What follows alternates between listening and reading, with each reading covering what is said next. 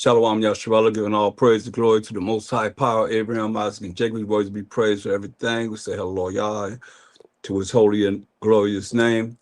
I'm going into scriptures pertaining to Mashayach Yahawashi tonight. So I want to, as always, start off with Colossians 3 and 17. And whatsoever you do in word or deed, do all by Shama Mashayach Yahawashi. Give me thanks to the Most High and the Father by Shama Mashayach Yahawashi. So we're going to get started here. We're going to go into 1 Corinthians, the 4th chapter, and verse 10. All that we say and do is going to be in the name of the Lord and Savior of Mashayach Yahawashi. We give thanks to the Most High, who is the power of Abraham, Isaac, and Jacob. Jacob is the forefather of the 12 tribes of Israel: Judah, Benjamin, Levi, Simeon, Zebulun, Ephraim, Manasseh, Gad, Reuben, Naphtali, Asher, and Issachar. So we look at 1 Corinthians 4 and 10. It says, we are fools for Mashayach Yahawashi's sake. And that's Mashayachim's sake, because we are Mashayachim. And you look at the previous lesson, I showed you in 1 Corinthians 3:23, Mashayach Yahawashi said, ye are Mashayachim, which we are, belong to the anointed. And Mashayach Yahawashi is the Most High. That's why he said in St. John 14 and 6, I am the way to show you how to follow the truth, which is the commandments of the Most High that's going to lead to everlasting life. He said, no man come to the Father but by him. So he said, we are fools for Mashayachim's sake, but ye are wise by Shama Mashayach Yahawashi. That's when you see in Christ, as it's written as in the name of the Lord and Savior. We are weak, but ye are strong, Paul is saying. Ye are honorable. There's a lot of people in this world that's honorable right now, but we are despised. You know, showing that we're not really loved like a lot of these mega preachers or so-called ministers are in this world, and dealing with nothingology as far as dealing with what this Bible is really talking about. And we as a people coming back to our heritage and our language and culture and so forth is void. We don't even know who we are as a people. We can't even identify ourselves in the Bible. I have 122 identities asking my brothers primarily, what's your race? 122. That's lost. That's why we are the lost 12 tribes of Israel that this Bible is talking about.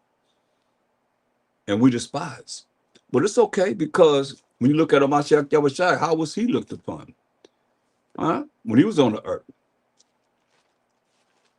If we Mashayach him, hey, look how he was looked upon. Isaiah 53. Let's start at verse 2. It says, for he shall grow up. So Mashayach Yahawashi, Isaiah prophesied about Mashayach Yahawashi before him as a tender plant and as a root out of the dry ground. We know water. They didn't have a word like they needed, because he is the word coming. And as a root out of a dry ground, he had no form, no comeliness. He wasn't handsome. And he wasn't built. And when we shall see him, there was no beauty that we should desire him. You hear that? He wasn't handsome. It's telling you point blank, was no beauty that we should desire him. And a lot of you look at people that don't look well, you know, and y'all look down upon them. How would you deal with a Mashayach Yahawashi? You've probably been the same ones that put him down. Look what it says. He is despised. Uh-oh. Isn't that what it says going to happen with us? He said, he is despised and rejected of men, a man of sorrows and acquainted with grief. And we hid, as it were, our faces from him. You hear that? They turned their face away. Oh, here he come. Oh, they ran away from him. He was despised. You hear him the first time, so the Most High speak once, twice. He said a second time, he was despised, and we esteemed him not. But surely he had borne or carried our griefs and carried our sorrows. Yet we did esteem him stricken, smitten of the Most High, and afflicted. See? But he was wounded for our transgressions, the 12 tribes of Israel. Transgressions. He was bruised for our iniquities, for the things that we did wrong. The chastisement of our peace was upon him. And with his stripes, we are healed. A lot of you Christians, insanity people, y'all like to use that particular part of the scripture only. We're healed through his stripes, and what he went through. As long as his blood was bled, and it was bled, he bled his blood was shed for me. All we like sheep have gone astray. We have turned everyone to his own way, especially now, in this day and time now. For real, for real. And the Most High have laid on him the iniquity of us all. Everything that we've done wrong, he came to the earth to cover it. He was oppressed. That's what Mashayach Yahawashi. He was oppressed. So did that say that sound like he was really loved? He was oppressed and he was afflicted. Yet he opened not his mouth. When he brought him to the judgment, he didn't say nothing. He is brought as a lamb to the slaughter because he is that ultimate lamb. And as a sheep before her shears is dumb, so he opened not his mouth. He was taken from prison and from judgment. And who shall declare his generation? For he was cut out of the land of the living. He was cut out of the land of the living. For the transgression of my people was he stricken.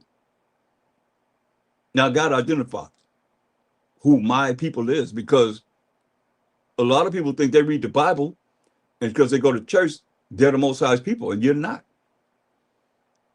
The Bible clearly lets you know who my people is. We can go to Matthew 2:6. It's clear, without a shadow of a doubt. What it says, he was cut out of the land of the living, for the transgression of my people was he stricken. Matthew 2:6 defines who that my people is in the New Testament. That's why I say people are not really being taught the truth of what this Bible is really talking about. Matthew 2:26. No, Matthew 2:6, I like it. Excuse me. And thou, Bethlehem, in the land of Judah, are not the least among the princes of Judah. For out of thee shall come a governor that shall rule my people Israel. You see? So we are the Israelites. And when you go back to Isaiah 53:8, it says, he was cut out of the land of the living, out of the land of Israel, for the transgression of my people was he stricken. So the transgression is breaking the Most High's laws. Because when you define sin in 1 John 3:4,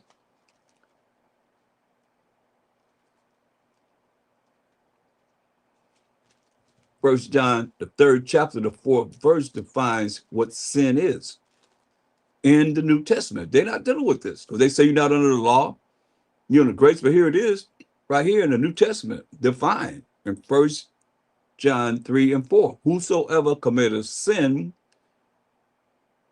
transgresses also the law. For sin is the transgression of the law that the Most High wrote with his finger. That he gave the Most High's people, the 12 tribes of Israel. Who he give the law to? Who did he give the law to? And welcome everybody to give a like as you come in. And subscribe to the channels. We got to go to Psalms 147:19 and 20. What did it say? It say, he showeth his word unto Jacob, his statutes and his judgments unto Israel, to the 12 tribes of Israel. What did it say? He have not dealt so with any nation.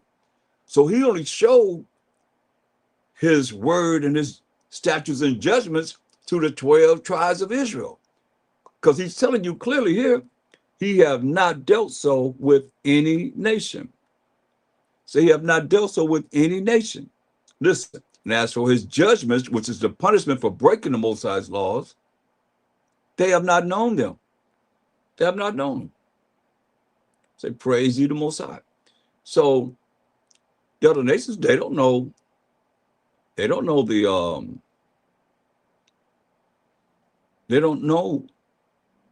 the laws of the Most High because it wasn't given to them. Clearly. That's why it says he was bruised for the transgressions of the 12 tribes of Israel. Going back to Isaiah 53. It says, he was cut off out of the land of the living. For the transgression of my people was he stricken.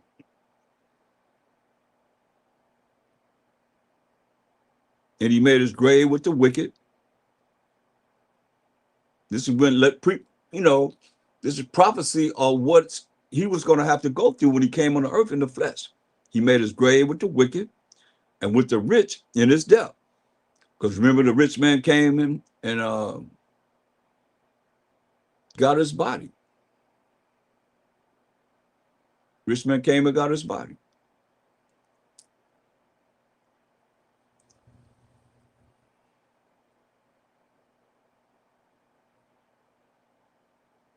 Because he had done no violence, neither was any deceit in his mouth. Listen at this closely, y'all, because a lot of you think you know the Most High, but listen to what it says. Yet it pleased the Most High to bruise him. He had put him to grief, in offering for sin, for the sins of the 12 tribes of Israel, who the Most High gave the laws to, who the Most High gave the commandments to. His soul was made an offering for sin. He shall see his seed, he shall prolong his days, and the pleasure of the Most High shall prosper in his hand, because he gave him a kingdom that's going to last forever and ever and ever and ever and ever. So, as you see, he was despised. He wasn't loved. They didn't love him. They didn't love him.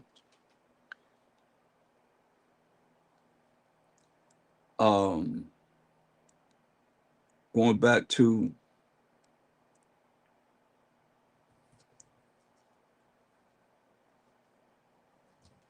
First Corinthians, the 4th chapter.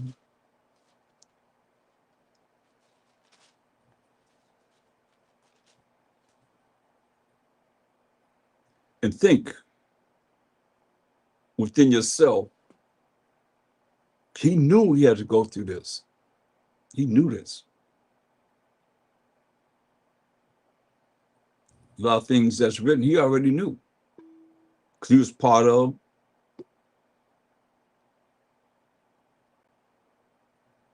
knowing what's going to happen in prophecy of the Old Testament.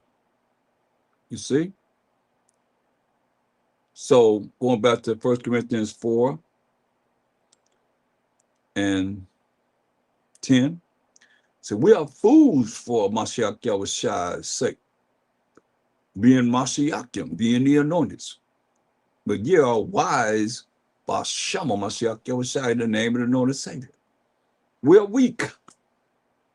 Paul said, but ye are strong. Ye are honorable. You have all this exaltation, but we are despised. That's why I want to show you how Mashayach Yahawashi was despised. They didn't like him. They turned their face away from him. They didn't want to look at him. He wasn't handsome. He wasn't a beautiful person to look upon, or handsome, I might say. Even unto this present hour, we both hunger, he's saying, and thirst, and are naked, and are buffeted. That means check this way, that way. Somebody always looking to try and dissect them and,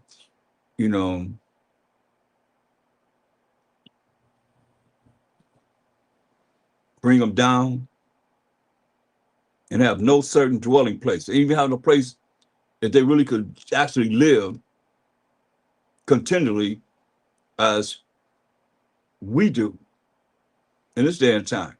He would have said, and have no certain dwelling place. Meaning they have to live here, and live there, and live there, and live there. Well, I say we can really get really high-minded and prideful and not even realizing what our ancestors went through. Mashayach Yahawashi said he had no place to put his head. He said, have no certain dwelling place. He said, and labor, working with our own hands, being reviled, you working, and then somebody reviling you, we bless, he said. This is real spiritual because this is when you look at the way the world that we come up in, somebody says something, you react to that. You know what he said? Being reviled, we bless. This is for our people though. Children of Israel, not everybody. They ain't talking about these nations, talking about this is how we were against them. He said, we bless. Being persecuted, we suffer it. You know? Being reviled, say we bless. Bless you. May the Most High bless you. Being persecuted, say we suffer it. Take a certain spiritual awareness to be able to even have this type of mindset to do this. Being defamed, we entreat, he said. We are made as the filth of the world. You hear this? I'm talking to all you prideful suckers out there that think you this, that, the third, whatever, whatever. I don't care what you know or whatever your position is in this world. You hear what he said? He said, we are made as the filth of the world and are the offscouring of all things unto this day. That don't sound like it was a world of happiness to me. Sound like a lot of feelings of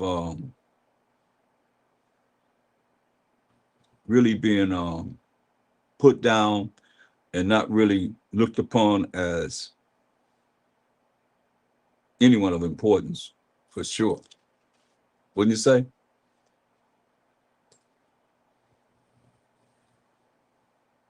That's why you have to look at this in our plight of being humble and having a broken, contrite spirit and not allow the flesh to overtake the spirit,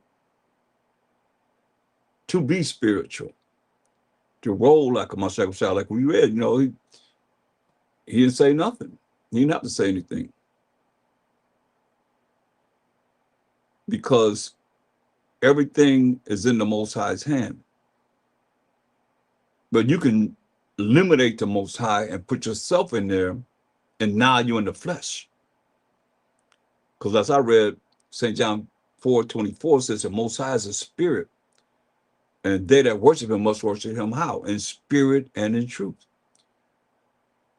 So you got to be spiritual to even attempt to be rolling with the Most High. And it's not a temporary thing. It's not a sometime thing either. You can't be wavering. And we know the truth is Psalms 119, 142. That righteousness is an everlasting righteousness, and thy law is the truth. So you're not gonna gainsay any way, shape, or form without doing what he say do. If he took the time to give us these laws, and we're gonna say, oh well, I can deal with that, but I ain't gotta deal with this. I can deal with this, but I ain't gotta deal with that. No, it don't work that way. He said, eat the whole roll. When he came to probably say, eat the whole roll. We have to eat the whole thing. So here we are. Look at 1 Corinthians.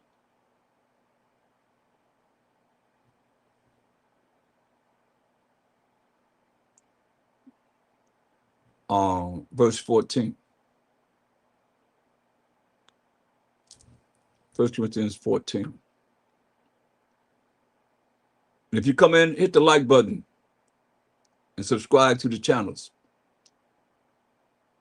It says, but the natural man, 1 Corinthians 2:14, but the natural man, which is carnal man, receiveth not the things of the Spirit of the Most High. See, the natural man going to find a way to do it his own way, and not the way that the Most High said we're supposed to do it. The natural man receiveth not the things of the Spirit of the Most High, but they are foolishness unto him, you know. Neither can he know them. Why? Because they are spiritually discerned. They're spiritually unawares of how to be spiritual. And a lot of people have so much pride that they're not going to inquire of how can I be more spiritual. They're just going to roll it, they roll all the way to damnation till they realize it's too late.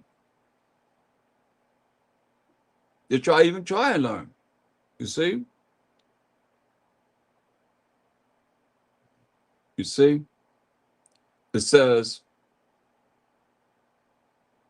but he that is spiritual judges all things. Yet he himself is judge of no man. Why? Because he's in the spirit and knowing how to operate with the Most High. And you ain't dealing with the Most High if he ain't in your conversation. All you do is listen. I'm a very good listener. Without bringing him up, he's not in people's conversations. Like, that's how you can say whatever, but people are in this great multitude of sorceries, witchcraft that has been put in this earth right now, knowing that the devil got a short time. And you can look at it any way you want to and saying he don't have a part of whatever you're dealing with in your mind, your speech, and your actions. But when you look at what it is that you bring forth, and going into the books for your own behalf because you are talking about the Most High, you love the Most High,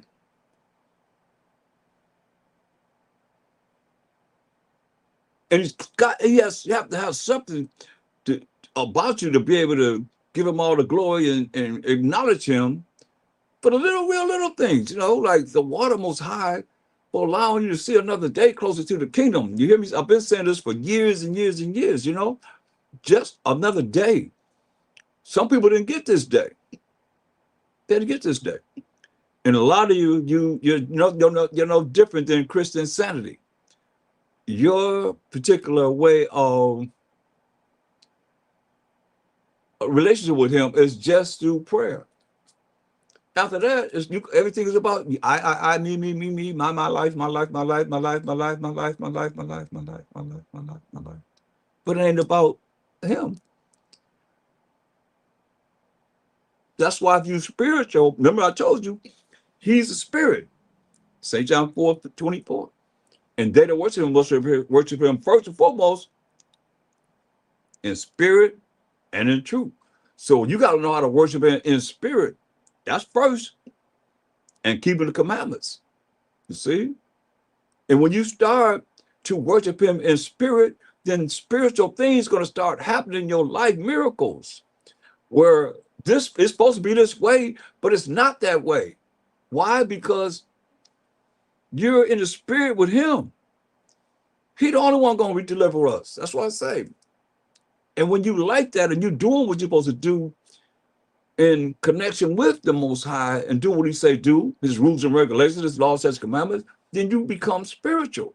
And why would you be judged of another man when you really doing what you're supposed to do? Because you got those that's always looking, trying to find something wrong. You have those, just like we just read. They despise Mashayach Yahawashi. They despise Paul and everybody, all the apostles, everybody. Matter of fact, they put them to death. That's how much they hated them. Every last one of them. Mashayach Yahawashi and all the apostles. How about that? That sounds like a lot of love to you? When you read the people, and matter of fact, the prophets too. Think about it. We're reading people that, they was bringing forth the word of the Most High, they were put to death. What kind of world we in? These are the things, you know, that they crying to the Most High, asking him when he gonna come and revenge the blood that was shed for them doing the work. That's why I say, but he that is spiritual judges all things, yet he himself is judged of no man. Because he's going to be doing the right thing. First and foremost, with the Most High, with the Mashayach Yahawashi, and with his nation. But who have known the mind of the Most High? Nobody. That he may instruct him. That's why I have a problem with AMEN at the end of a prayer. So be it.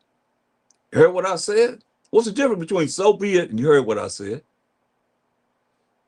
That hit me hard, man. I was like, and then the Most High opened my mind to understand that Zeus, the Greek god, Alexander, the Greek freak, set up Zeus and gave him the last name AMEN. And you can go and Google it. This ain't something that's, you know, I'm just making up. We're going to go right into it.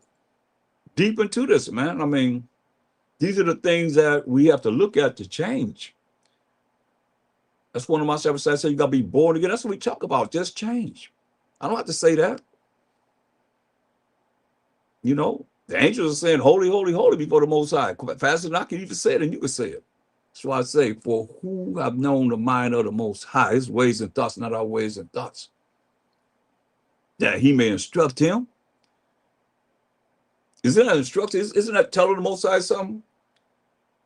When you're told, you're prayed to him, and then in the end you say, AMEN, and then I'm saying the mindset that you have and understanding what you think AMEN means and representing so be it. To me, that's like you heard what I said. And then not only that, you're calling on this Greek god, deity, Zeus. That's his last name. They put it in the Bible. So you be doing it. And we're trying to find a way to justify it. We sure will. We'll find a way to justify anything. Because we don't want to change. We don't want to change.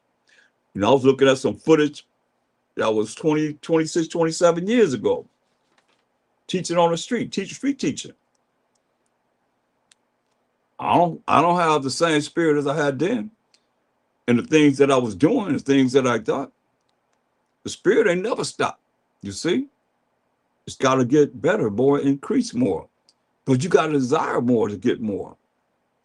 Look, it's very important that we see this. Let's look at Isaiah 45. Isaiah 45. Y'all bear with me. I'm just just feeling it in the spirit, you know. Don't mind me. I'm just Isaiah 45 and 25.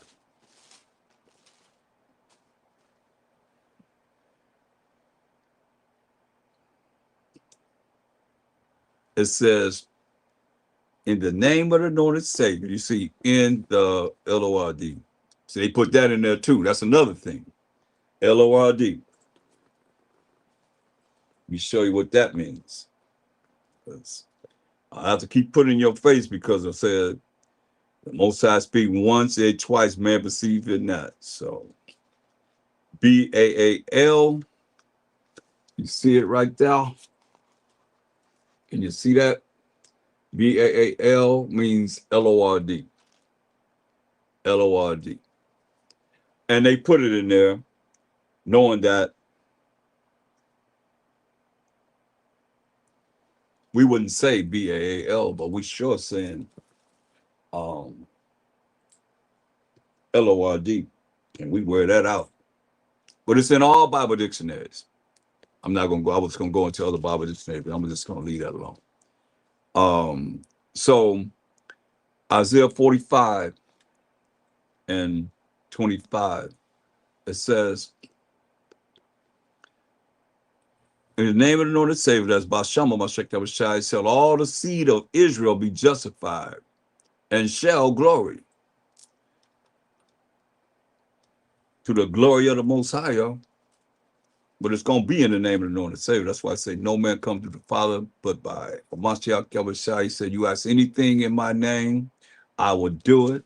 He said, if you love me, do what? Keep my commandments. Do what he say, do. That's all. He did what the Most High said, told him to do, all the way to the tree and death. He never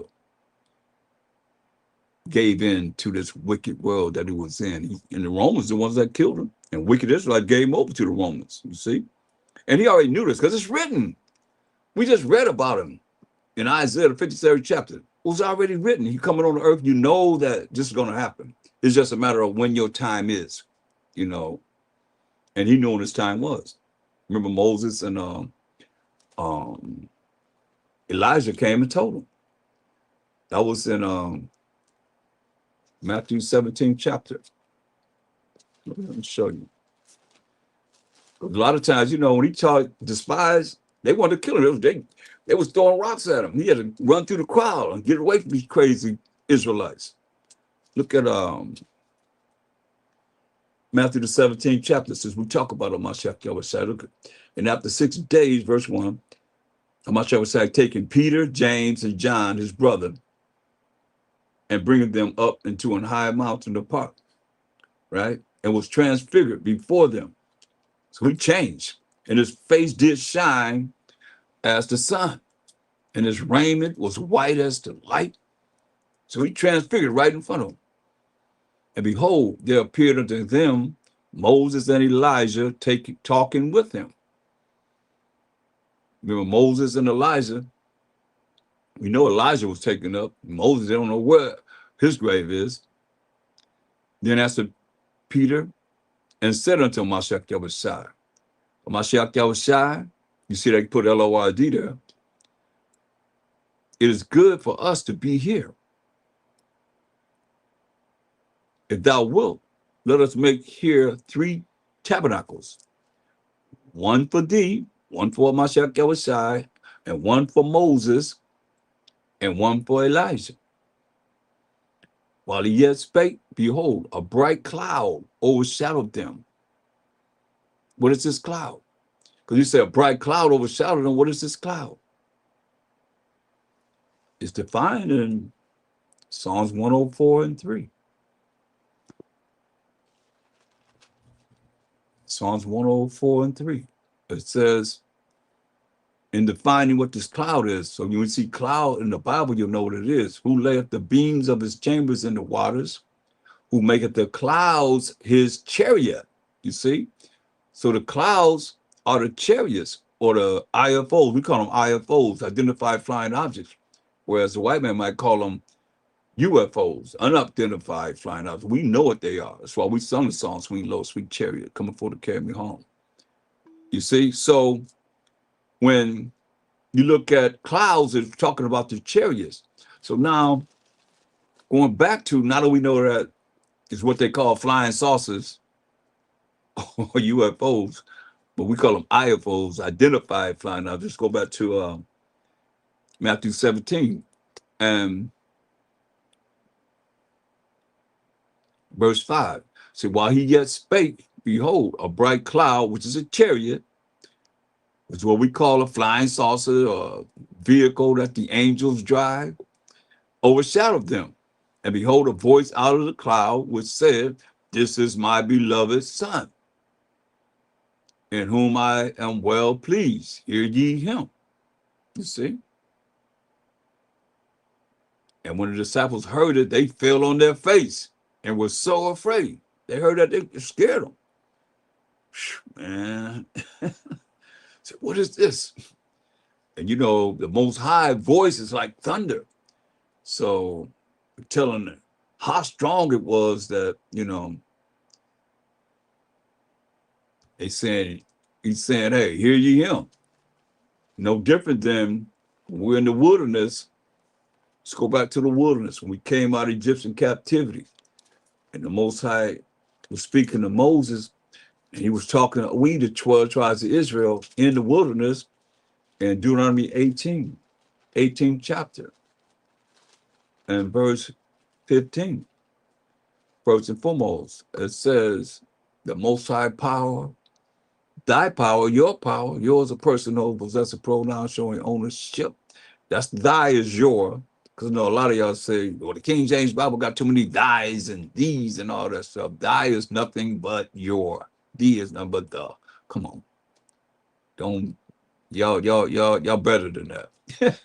It say the Most High, your power, which is thy power, will raise up unto thee a prophet from the midst of thee, of thy brethren. So it has to be an Israelite. Like it tells you in Hebrews 7:14, for it is evident, it's a fact, that our power, Mashayach Yahawashi, sprang out of Judah. That's our forefather Jacob's fourth born son, right? So it said it has to be of thy brethren, like unto me, he said. Unto him ye shall hearken. Hearken and him ye shall hear, right? So now let's look at verse 18. He's saying the same thing. He said, I will raise them up a prophet from among their brethren, like unto thee, and will put my words in his mouth. I can't get no clearer than that. Mashayach Yahawashi, I went to this, how he's the word of the Most High. I will put my words in his mouth, right? And he shall speak unto them all that I shall command him. So that's why when you look at St. John 14, I believe it is,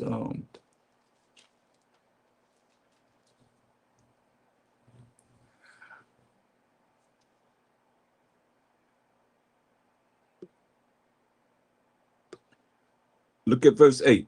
Philip asked him a question. Philip said unto him, St. John 14 and 8, Mashayach, show us the Father. You want to see the Father. And it suffices, it'll satisfy us. Mashayach said to him, have I been so long time with you? And yet hast thou not known me, Philip? He said, he that hath seen me hath seen the Father. And I'll say, if thou then show us the Father. Say, listen what he said. Well, is he going to be the word of the Most High? Believest thou not that I am in the Father and the Father in me? Listen what he's saying.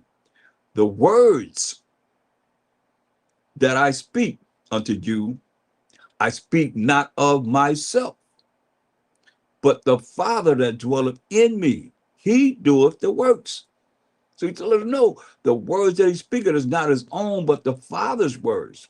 Say, believe me that I am in the Father and the Father in me, or else believe me for the very word's sake. You see?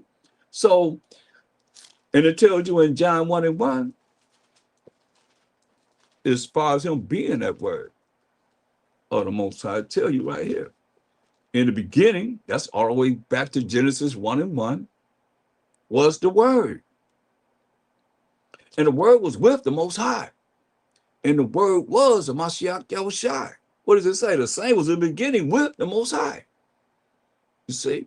So he is the word of the Most High. And only that, go to when he come back to judge and make war and set righteousness on this earth. What is his name going to be called? Revelation 19 and verse 13. Revelation 19 and 13. And he was clothed with a vesture dipped in blood. He's coming to judge and make war. I'll tell you that in verse 11. His garment going to be dipped in blood. And his name is called the Word of the Most High. Can't get no clearer than that. His name is called the Word of the Most High. So that's it. So let's go back to Matthew 17.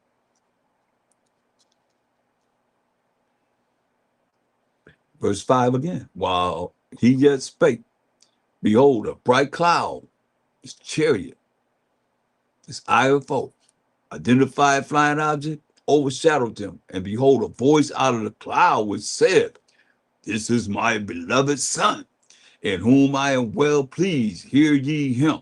Because he the word of the Most High. straight up, just like that. And when the disciples heard it, they fell on their face and were so afraid. See, does that mean they have fear? Because a lot of times when I ask y'all what's the fear of the Most High, it's every answer except for to be afraid and be scared. They heard a voice and they fell on their face. They didn't want to look up. And they were scared. They were so afraid just from that voice.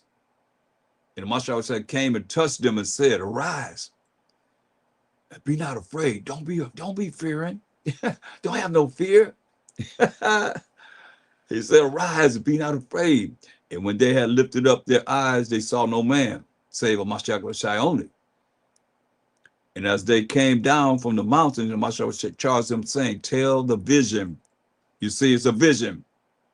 Tell the vision to no man until the Son of Man be risen again from the dead.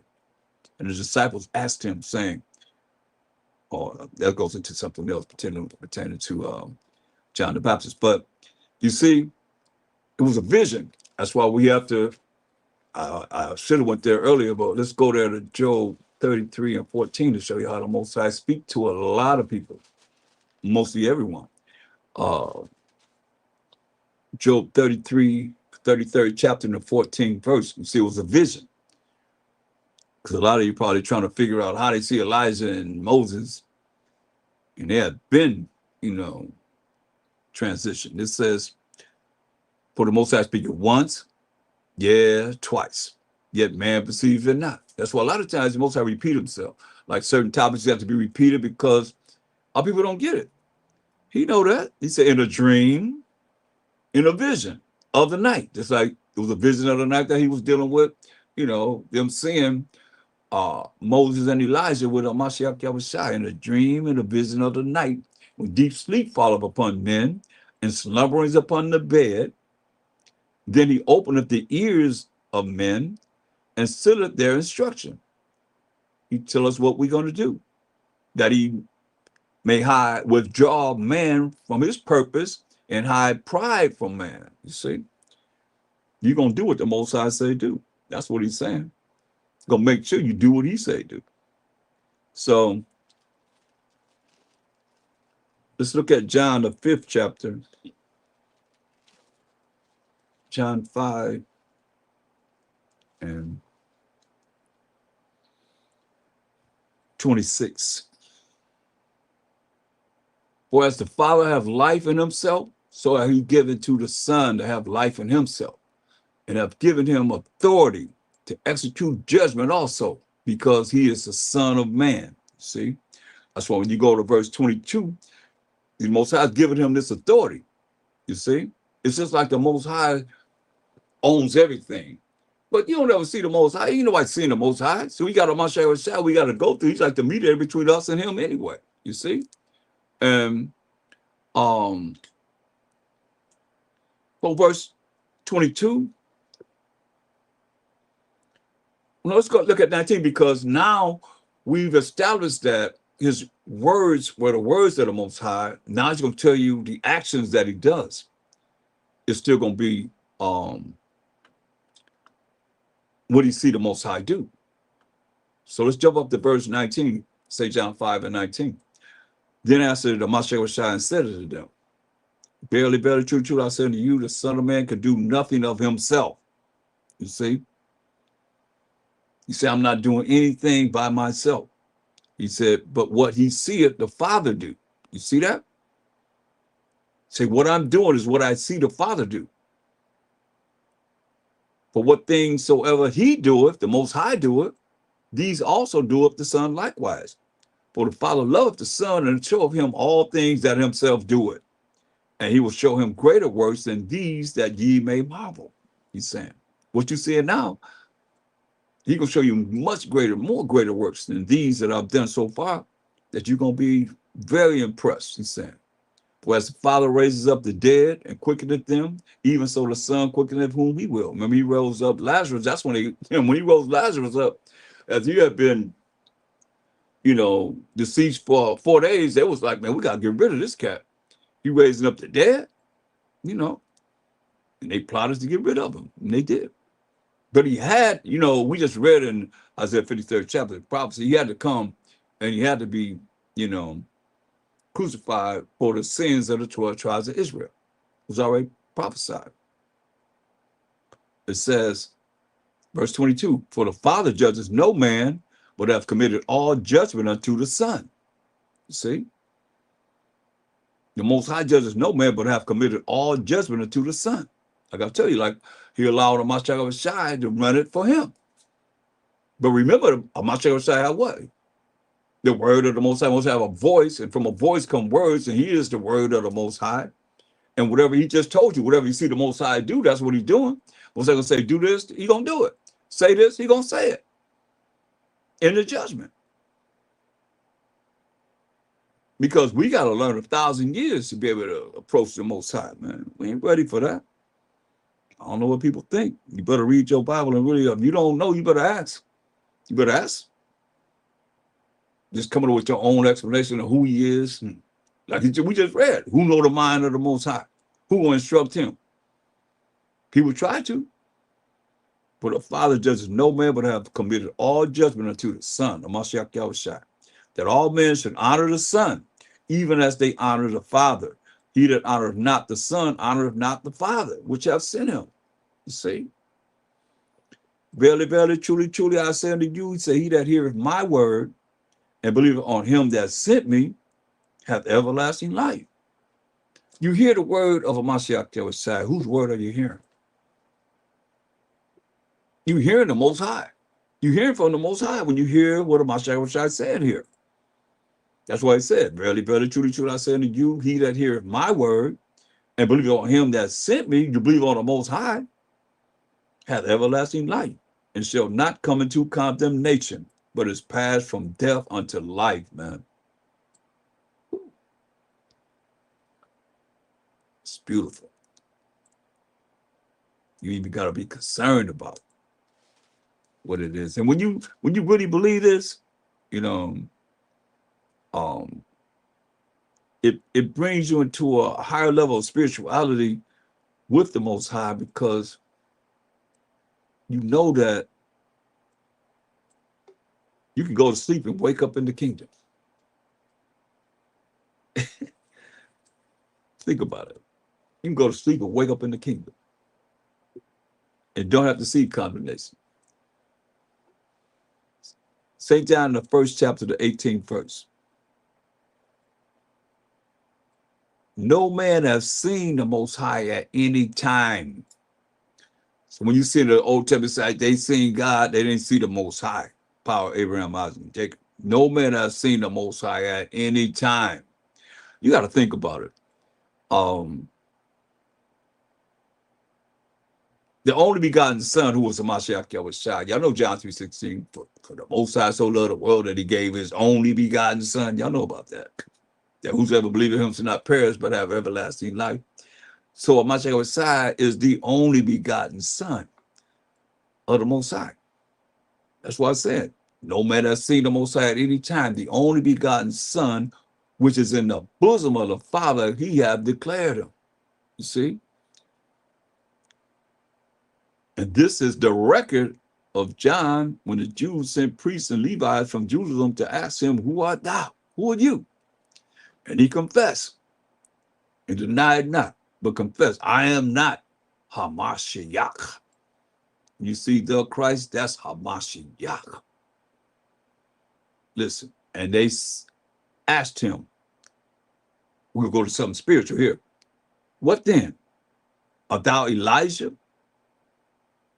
And he said, I am not. Art thou that prophet that Moses, we read about it in Deuteronomy 18:15 and verse 18? And he said, and he answered, no. That's very interesting, right? He said, no, I'm not. But he was. But you know what it tells you? That's why I say, when, if you have man that say that this man is someone of the past, how come we didn't say he was Elijah? Hey, we didn't know. That's why when you go to Ecclesiastes, the first chapter, the 9th verse, it says, the thing that have been, it is that which shall be. And that which is done is that which shall be done. And there is no new thing under the sun, right? Is there anything whereof it may be said, see, this is new? It has been already of old time, which was before us, right? No matter what it is, it's like, because we really don't know our story. We don't really know what's on this earth, pretty much. I know on the pyramid, you think about this, contemplate on this. On the pyramid, on the wall, carved into the wall of the pyramid, is something that looked like a submarine. It's something that looked like a helicopter. It's something that looked like a jet, and something that looked like a blimp on the pyramid wall. It didn't get on. It didn't put it on. They didn't put it on there when these things were invented in our time that we could see. So we really don't know, because a lot of information that we had was taken away from the world while you have the Discovery Channel and the History Channel and so forth. But we had all this information. A lot of information was passed down to us where our minds are vast and receiving a lot of information from the books that we've been able to get from all over the world at this time. But it says there was no remembrance of former things. See? There's no remembrance of former things. So how is it that you would remember something of the past when it says there's no remembrance of former things? That's why John the Baptist said, I'm not Elijah. Neither should there be any remembrance of things that are to come with those that shall come after. You see? That's why he said, are you Elijah? He said, no. Let's look at Luke, the first chapter. Matter of fact, before we go there, go to the last book of Malachi, the last prophet in the Old Testament, be right before Matthew. Malachi 4 and 5. Behold, I will send you Elijah, the prophet, before the coming of the great and dreadful day of the king. It says, and he shall turn the heart of the fathers to the children. You got to remember this now, because it's very important as we look at these words that you remember what's being said here, because it'll be said in another verse to justify and verify what it is that's being said here. And he shall turn the heart, that's the mind of the fathers, to the children, and the heart was the mind of the children to their fathers, lest they come and smite the earth with a curse, right? So let's look at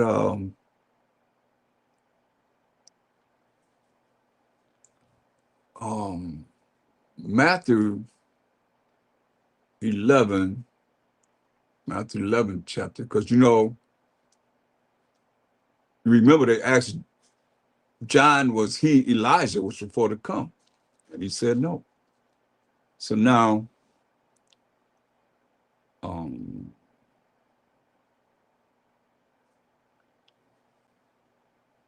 if you believe in the Mashayach Yahawashi, look what he said.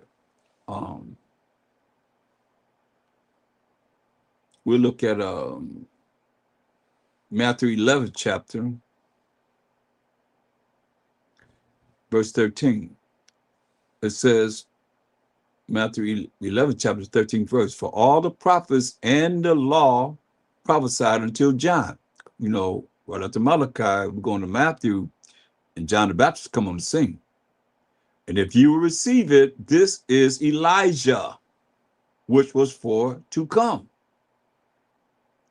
Once again, and if you will receive it, because I know everybody's not going to receive it, because you have those that have the Sadducee spirit that do not believe in regeneration or reincarnation. So we know you're not going to receive it. Say, and if you will receive it, this is Elijah, which was for to come. He said, he that have ears to hear, let him hear. You see? So that's what Mashayach telling you point blank. Is not Elijah in the flesh, but he's the spirit of Elijah. And he knew that.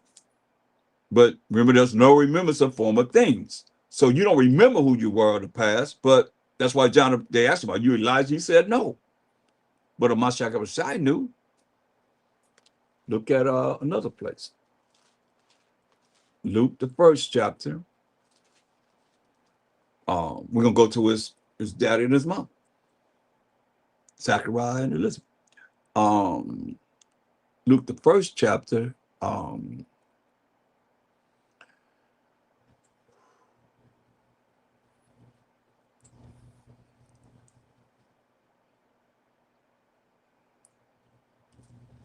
Okay, Zechariah, he was what he did, he had the incense going in front of the temple while the people was outside praying. He had the incense going because that's how we pray.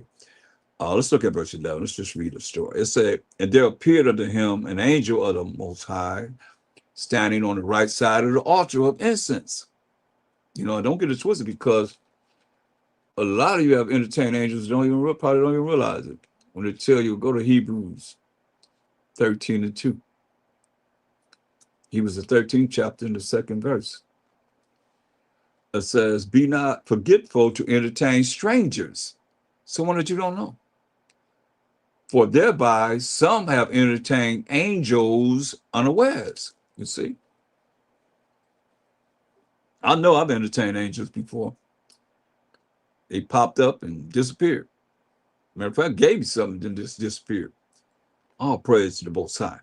Look, and it says, going back to Luke 1st chapter 11th verse, and there appeared unto him an angel of the Most High. The Most High always deal with angels with us, with our spirits,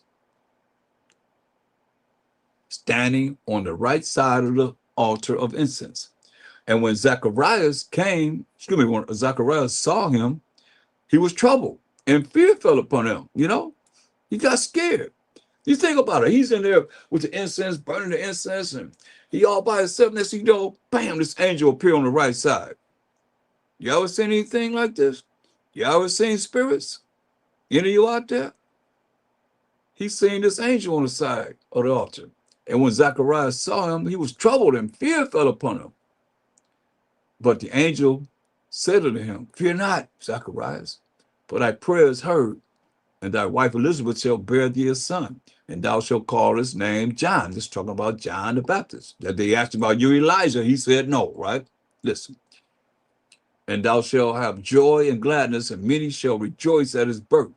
Listen, for he shall be great in the sight of the Most High, and shall drink neither wine nor strong drink, and he shall be filled with the Holy Spirit, even from his mother's womb. You hear that? He's going to be filled with the Spirit of the Most High, even from his mother's womb. And many of the children of Israel shall he turn to the Most High, their power. And he shall go before him in the spirit, listen, and he shall go before him in the spirit and power of Elijah. See that? The angel was given a word from the Most High. And he shall go before him in the spirit and power of Elijah, to turn the hearts of the fathers to the children. It's the same thing we read in Malachi 4:6, right? To turn the fathers to the children, and the disobedient to the wisdom of the just, to make ready a people prepared for the Most High. You see? And Zachariah said unto the angel, whereby shall I know this? For I am an old man, and my wife well stricken in years. So I'm an old man, and hey, she went through the change of life. That's what he's saying. How this gonna happen? And the angel answered and said unto him, I am Gabriel, that stand in the presence of the Most High, and I'm sent to speak unto thee, and to show these glad tidings. And behold, thou shalt be dumb. That's why y'all better hear this, because I know I read the Bible and I look for things that are solutions. Now, he done came from the Most High to give him this message. And he like, how's it gonna happen? How's it gonna happen? And behold, thou shalt be dumb and not able to speak until the day that these things shall be performed, because thou believest not my words, which shall be fulfilled in their season. That's deep. So you're gonna be dumb and can't talk until those things that he said be performed. That's why you gotta have a good listening ear, yo. You can't just think, oh well. That's why a lot of times too, your first mind is the spirit, and you eliminate that, and then you do something. Say, and sometimes you say, "Wow, something told me that something that was the Most High. That was the Spirit of the Most High telling you what to do." You know, and you didn't listen. And when you don't listen, then that's He's not gonna be dealing with you. But if you listen, then you see it get more and more and more and more that He can send those spirits to talk to you and deal with you or instruct you, either in vision, dreams, or even you know just get into your mind. Understand this, because just like the evil spirits get into people's mind, the righteous spirits will get into your mind also to have you direct you. You know, it's twofold. I mean, if they could do it, the Most High and the Mashayach Yahawashi got the upper hand on everything to have you think right, to speak right, to act right. It's just a matter of you got to be tuned in. That goes back into being spiritual. And your flesh will have you think, oh, like people say, I got my own personal relationship with the Most High, but it's handling the Bible. They can't show me Him. They can't show you what it is do here and now. Why? Because they got to be taught. They just want to follow their own way. It's not going to work. It's never going to work. Let's go to Luke, the 9th chapter. It's all about a Mashayach Yahawashi. And verse 1. Then He called His 12 disciples together and gave them power. Hear this? He gave them power. You see, power in the Bible is spiritual power and authority over all devils and to cure diseases. And He sent them to preach the kingdom of the Most High and to heal the sick. And He said unto them, take nothing for your journey, neither staves nor scrip, neither bread, neither money, neither have two coats apiece. And whatsoever house ye enter into, there abide, and thence depart.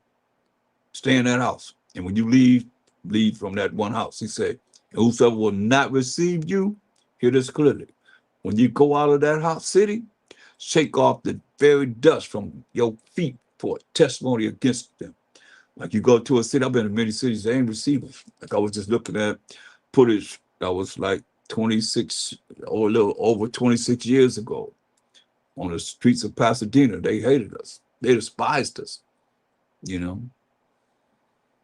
So when you leave that city, shake the dust off your feet. And they departed and went through the towns, preaching the gospel and healing everywhere. See, that was the power that He gave them. John 17:22. John 17:22. And we had the ability to have that same power. It says, John 17:22, and the glory which thou gavest me, I have given them. Hear that? Mashayach Yahawashi, this is a prayer that a Mashayach Yahawashi praying. Matter of fact, since you have these people that think in Christian insanity that a Mashayach Yahawashi is the Most High that came down here in the flesh, and the Most High, was walking around on the earth, and the so-called white man killed the Most High since He crucified Him on a tree, right? And wicked Israel gave the Most High over to the white man, the Romans, and they put Him to death. Think about that. The so-called white man is so powerful that he killed the Most High. That's what y'all saying. But let's see what it is. St. John 17:1. Many examples I have, breakdowns showing that the Most High and the Mashayach Yahawashi are not the same. The Most High, you got a Mashayach Yahawashi, and you got the angels, which are holy spirits. Straight up. Not no, just like we just read about Gabriel, right? And we just read about, don't forget to entertain strangers, for some have entertained angels unaware. That's the spirit of the Most High, isn't it? What they do, they're going to come and give directions. They're going to tell you what he said. They're going to give you instructions, period. That's it. These words spake of Mashayach Yahawashi and lifted up his eyes to heaven and said, Father, why is he praying to the Most High if he is the Most High? If he's the Father, why is he praying to himself? He shouldn't have to pray at all, should he? Think about it, man. It doesn't, I mean, it's like really, really baffling for me to think that people really think that the Most High came down on this earth, and I got to keep putting in your face because you got to tell me that the so-called white man killed the Most High. I'm waiting on you to say that. Since you say that a Mashayach Yahawashi is the Most High, that's saying a lot. That's saying a whole lot. To say that he killed the Most High. That's a whole lot of exaltation, I think. What y'all think? I think that's giving him a lot of power.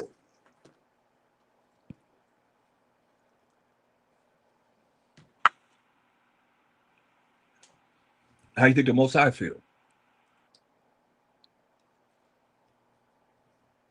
He said, Father. He lifted up his eyes and he prayed to the Most High. Father, the hour is come, glorify thy Son. That's your Son. That your Son, thy Son, also may glorify thee. That's two people. Excuse me, that's two. That's a Mashayach Yahawashi talking to his Father. That's in heaven. As we talk to our Father, the Most High Power, Abraham, Isaac, Jacob, which is in heaven.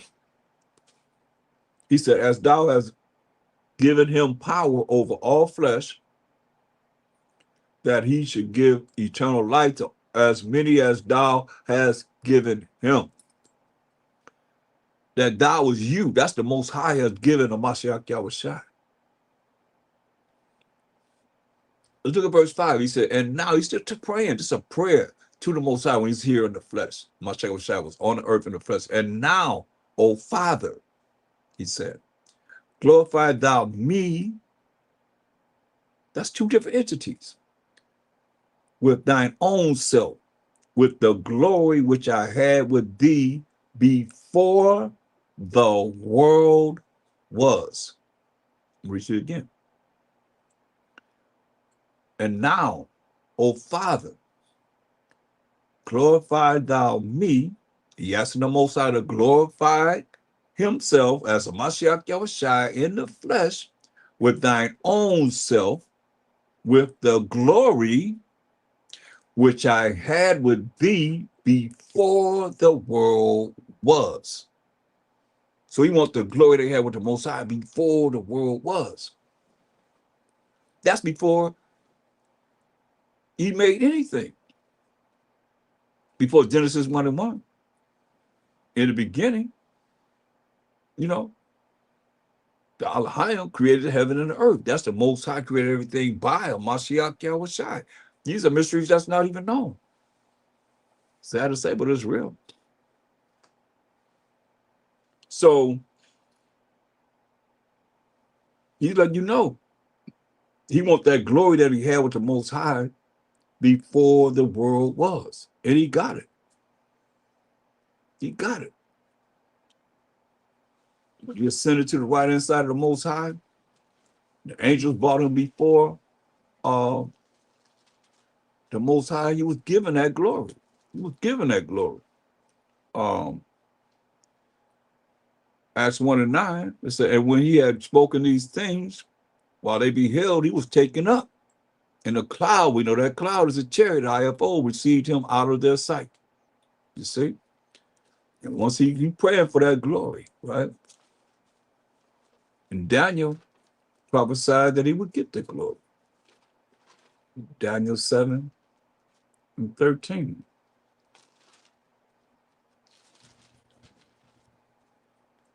Daniel 7:13. It says, I saw in the night visions, and behold, one like the Son of Man came with the clouds of heaven. The chariots, the vehicles, the IFOs, as we know them, identified flying objects. I saw in the night visions. It's a vision. Remember, the Most High speak to us in dreams and visions. So Daniel's having this vision. And behold, one like the Son of Man, or Mashayach Yahawashi, came with the clouds of heaven and came to the Ancient of Days. And he brought him near before him. And there was given him dominion. Look, dominion and glory. See, there go that glory. He received what he prayed for right here. You see it. It was given him dominion and glory. He want that glory that he had with the Most High before the world was. Here it is being answered right here. His prayer was answered.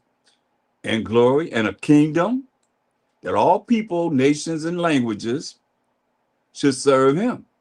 His dominion is an everlasting dominion, which shall not pass away. And his kingdom that which shall not be destroyed. Right?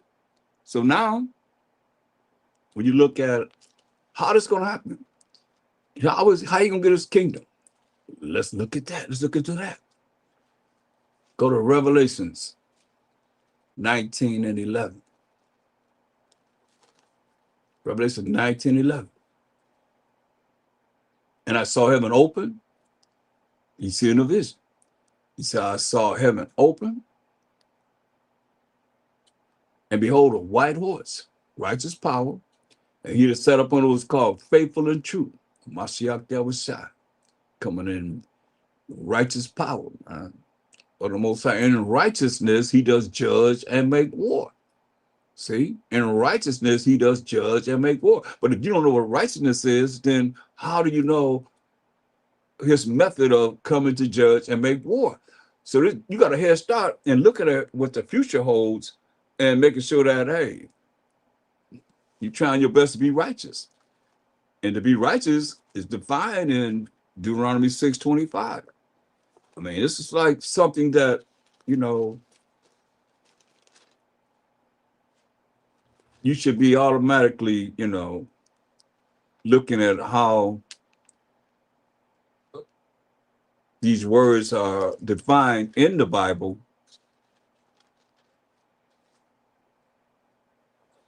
So when you read them in the New Testament, you know what it's saying. What's righteousness? Deuteronomy 6:25. And it should be our righteousness if we observe to do all these commandments before the Most High, our power, as he hath commanded us, right? So he's coming back, dealing with the judgment with the commandments of the Most High. Going back to Revelation 19. He said, in 11, I saw heaven open and behold a white horse, that's pure righteous power. And he that sat upon it was called Faithful and True. That's a Mashayach Yahawashi. And in righteousness, he does judge and make war. That's something. He gonna judge and make war.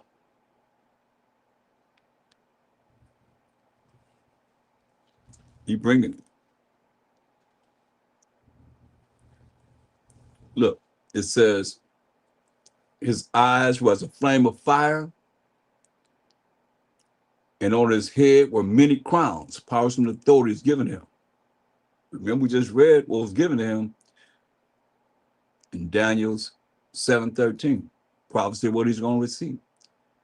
And he had a name written that no man knew but he himself.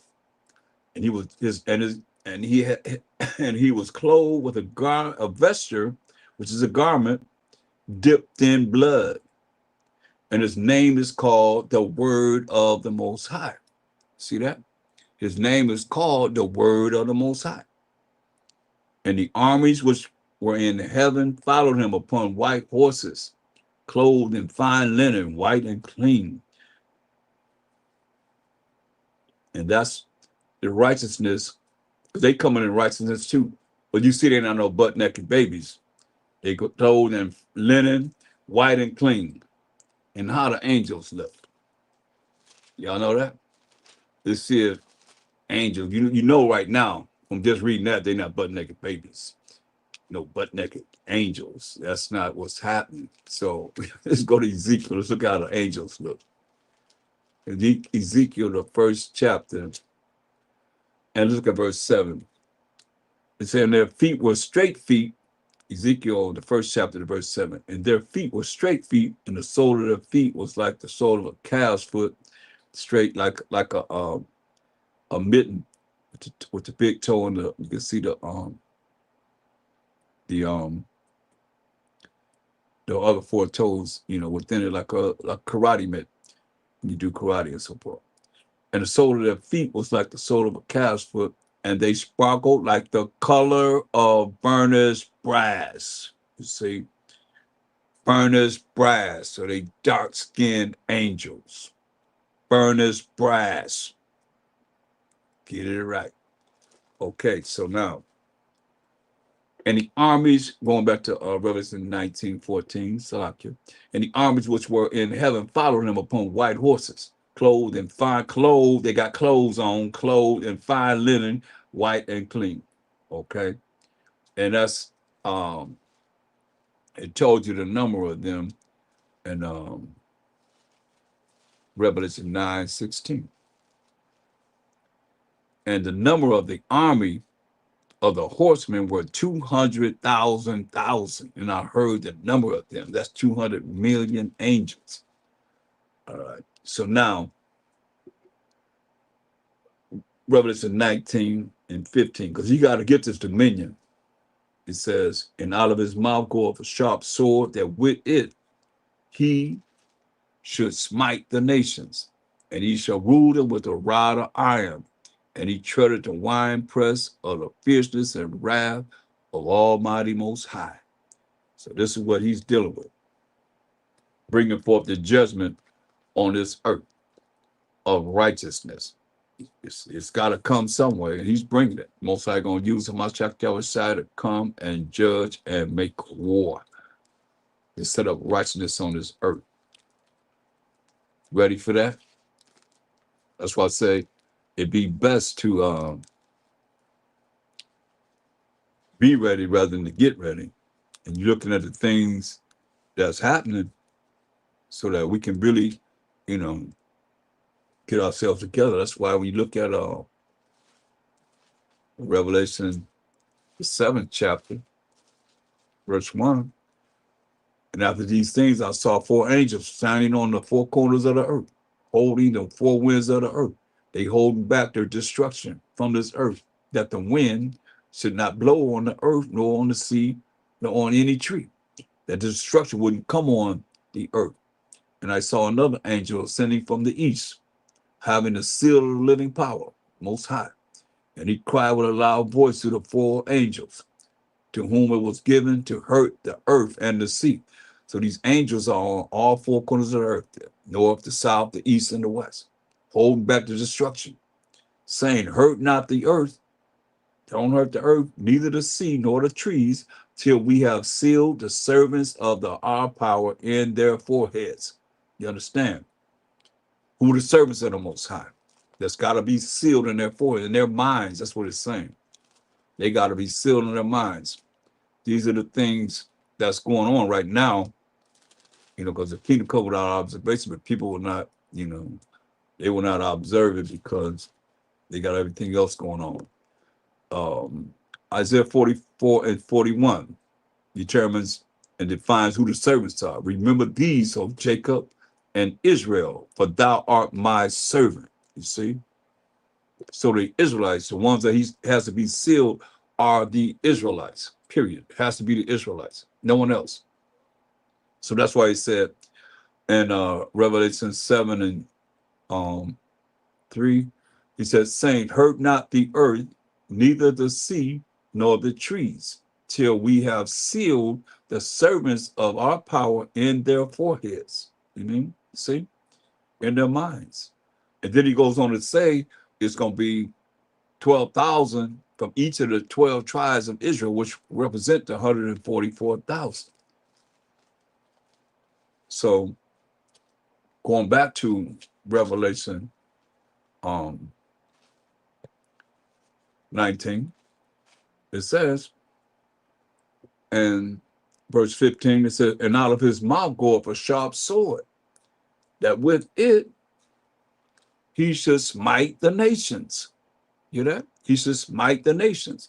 And he shall rule them with the rod of iron. That's the laws of the Most High, the commandments of the Most High. And he treaded the winepress of the fierceness and wrath of Almighty Most High. You see that? So when you look at this, when you go to Isaiah, the 63rd chapter,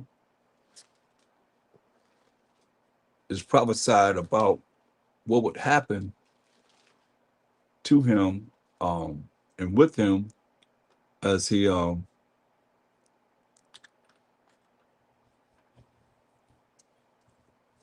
bringing forth the prophecy that's written here. Isaiah, the 63rd chapter,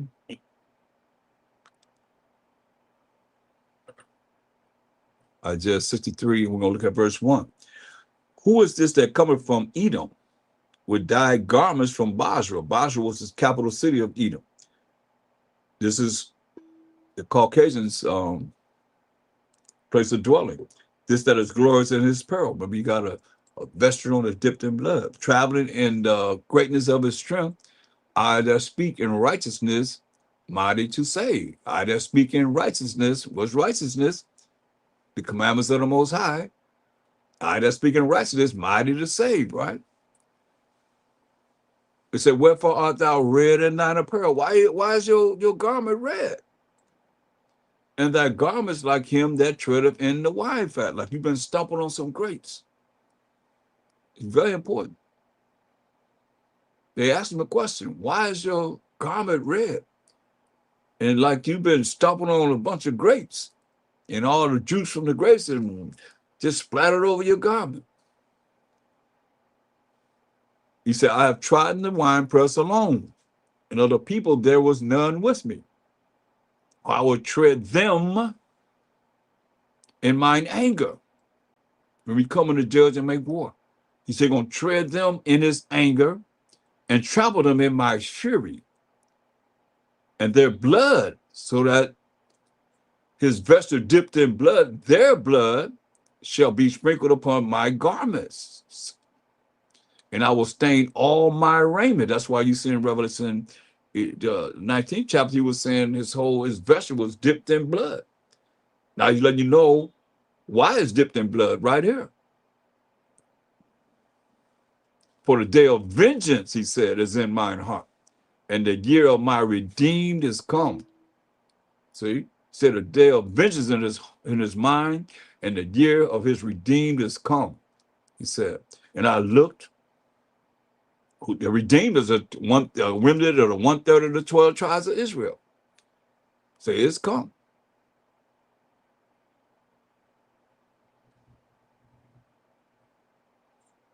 But he said, vengeance is mine, which is his heart. And the year of my redeemed is come. The year of that we're going to be redeemed is come. And I looked, and there was none to help. And I wondered that there was none to uphold. Therefore, mine own arm brought salvation. That's power, rulership, and authority unto me. And my fury, it upheld me. This is what he say next. Just in case you have in your mind that he's talking about stomping on grapes, he said, and I will tread them, excuse me, and I will tread down the people in my anger and make them drunk in my fury, and I will bring down their strength to the earth. You hear that? What's the strength of this world? The Army, the Navy, the Marines, the Air Force of these nations. And he's saying, going to bring their strength down to the earth. Now, the Most High have many different ways how he's going to bring this down, but I want to show you in let's look at Matthew 24 and 3, because they asked him while he was on the earth. He gave prophecies while he was on the earth, and they asked him a question also.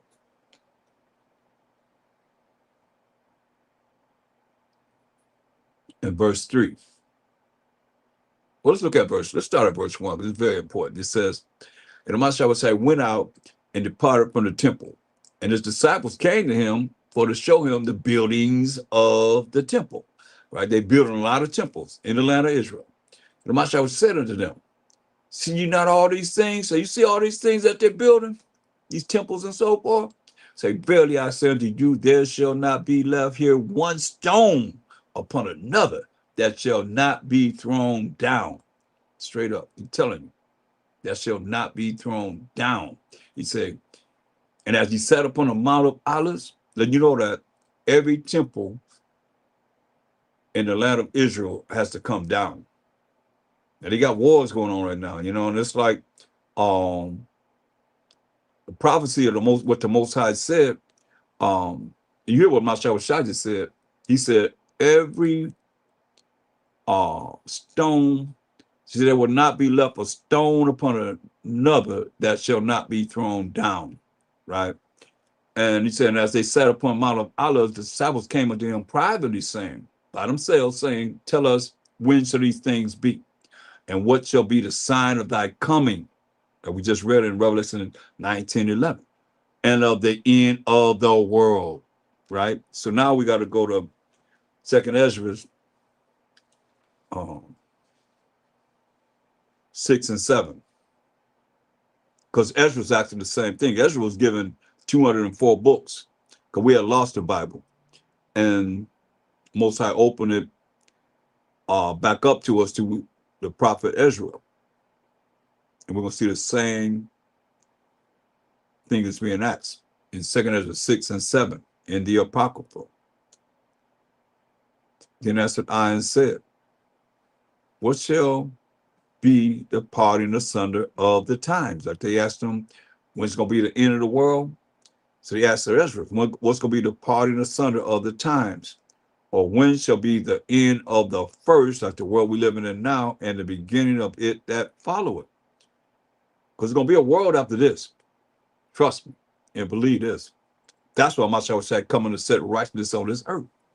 That's the world to come, a righteous world.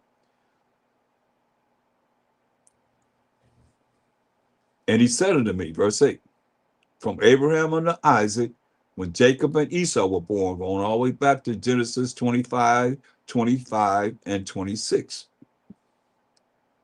Of him, when Jacob and Esau were born of Isaac, Jacob's hand held first the heel of Esau, because they were fighting in the womb. Jacob and Esau. This is what it says. For Esau is the end of the world. So they asked him in Matthew 24 and 3, they asked him, and of the end of the world. I was letting you know. It's answering. It said Esau is the end of the world. And Jacob is the beginning of it that followeth. That's why we have next forever and ever now.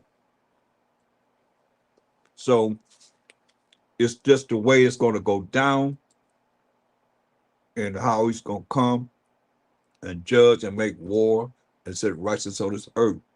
It's the reason why he have to do what he got to do. Because it's written. What we going to do? So you're looking at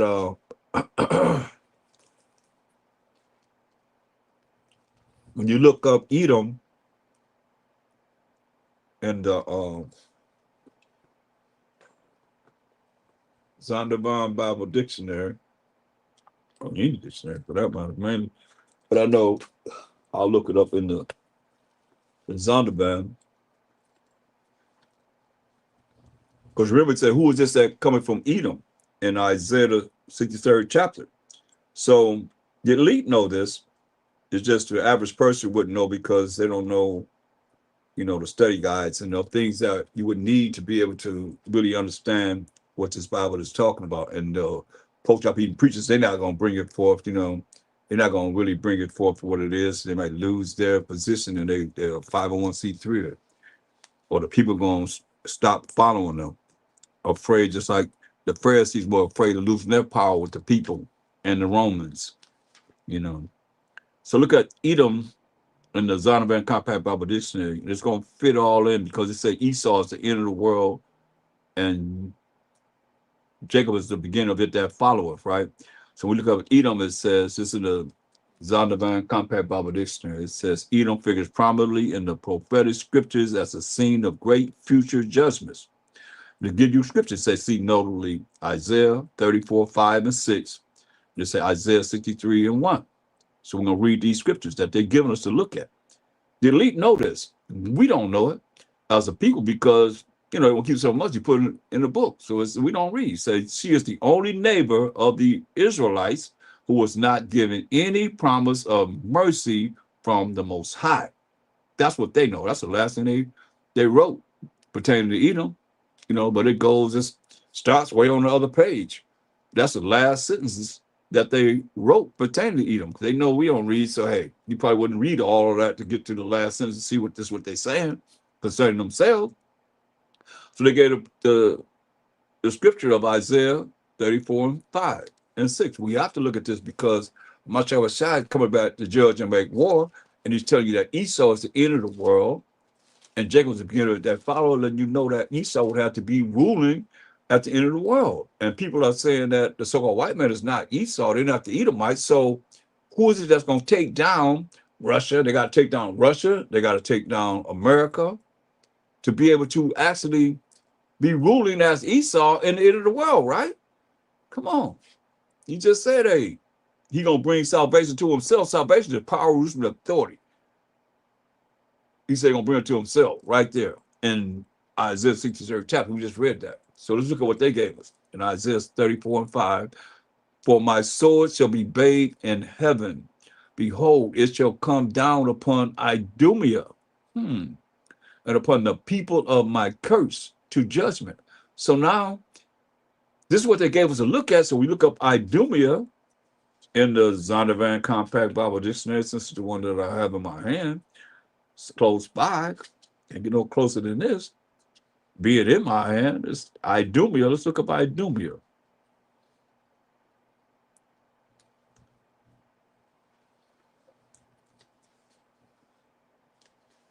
Idumea. It says Idumea. It says pertaining to Edom, Greek and Roman name for Edom. So it's pertaining to the so-called white man's. They're the Edomites, but not necessarily because of their color. It's that spirit. Because some people that look like Edomites, they could be the seed of Gehazi that was cursed with leprosy, or anyone else that's cursed with leprosy. That's the people of his curses, meaning they don't have any pigment and melanin. That's the curse that he put upon them. They came out, you know, when they came out, Isaac said, I shy, wasted away as he, because they don't have any, you know, pigment and melanin like everybody else is. So now, going back to Isaiah 34 and 5, it says, for my sword shall be bathed in heaven, behold, it shall come down upon Idumea, because they got to be ruling at the end of the world, the Edomites, and upon the people of my curse to judgment, right? Say the sword of the Most High, while Mashayach Yahawashi is filled with blood. It is made fat with fatness, and with the blood of lambs and of goats, and with the fats of kidneys of rams. For the Most High has a sacrifice in Basra. Remember, that's the capital city of Edom when we read Isaiah, the 63rd chapter, and a great slaughter in the land of Idumea. I mean, it said no mercy. Mercy is not getting something you do deserve to get.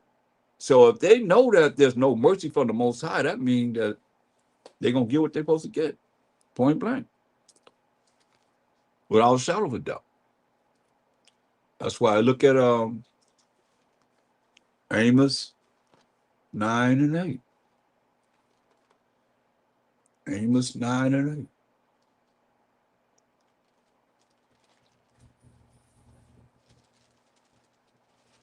8. Amos 9 and 8. Behold, the eyes of the Most High, that's 10,000 times brighter than the sun, are upon the sinful kingdom. And America is a very sinful kingdom. The things that they're doing, man, it's beyond imagination. So some things Most High says so wicked you ain't supposed to talk about.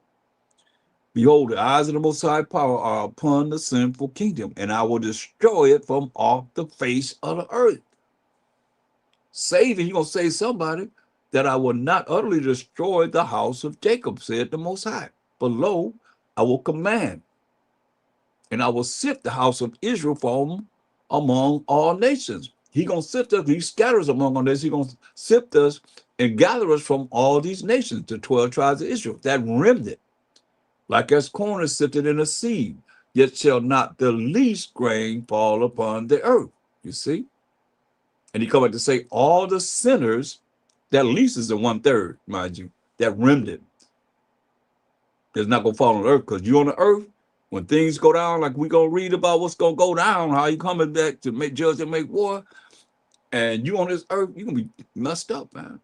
But lo, I will command and I will sift the house of Israel among all nations, because we scattered among all nations. Like as corn is sifted in a sea, yet shall not the least, that's the 1/3, grain fall upon the earth. That's the remnant. He said, all the sinners of my people shall die by the sword, which say the evil shall not overtake nor prevent us. See? That's why I say, hey, you better be trying to follow the laws, statutes, commandments of the Most High. You really want to make it, because he told you, go to Revelation 18. It's right here, man. It's all over. I mean, it's everywhere talking about, they asked him, after you walk the earth for 40 days, you going to restore the kingdom to Israel? He said, only the Most High know. Revelation 18. Look. When we see the eyes of the Most High upon the simple kingdom, you're going to destroy it from out the face of the earth. So now, 18:1, it says, Revelation 18:1, and after these things I saw another angel come down from heaven, having great power, and the earth was lightened with his glory. And he cried mightily with a strong voice, saying, Babylon the great is fallen. America is fallen, has become the habitation of devils, deceitful and evil people, and the hold of every foul spirit right here in America, and the cage of every unclean and hateful bird. Listen, for all nations have drunk of the wine of the wrath of her fornication, everything that's against the Most High. And the kings of the earth have committed fornication with her, and the merchants of the earth are waxed rich through the abundance of her delicacy.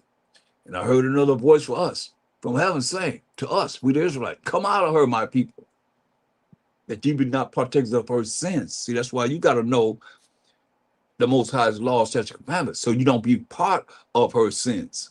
You see that? Because that's what it would say.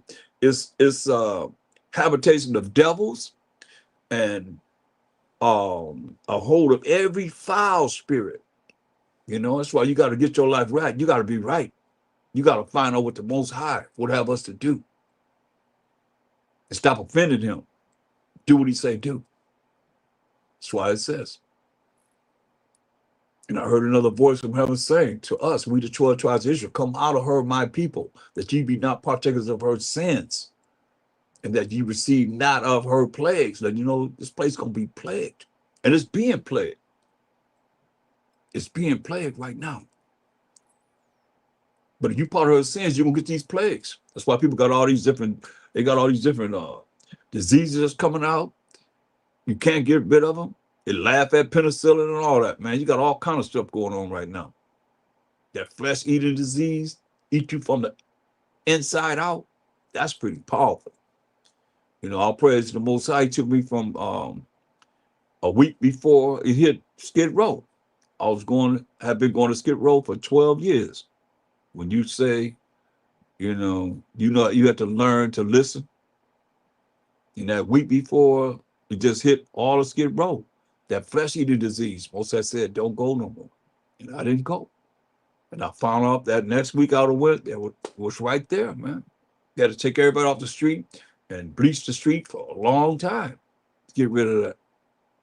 Serious plagues on this earth, man. See what coronavirus did. For her sins have reached unto heaven. Remember, the Most eyes are upon the sinful kingdom. Said her sins have reached unto heaven. And the Most High remembered her iniquities. So reward her even as she rewarded you, and double unto her double according to her works. Things she have done, she gonna get double.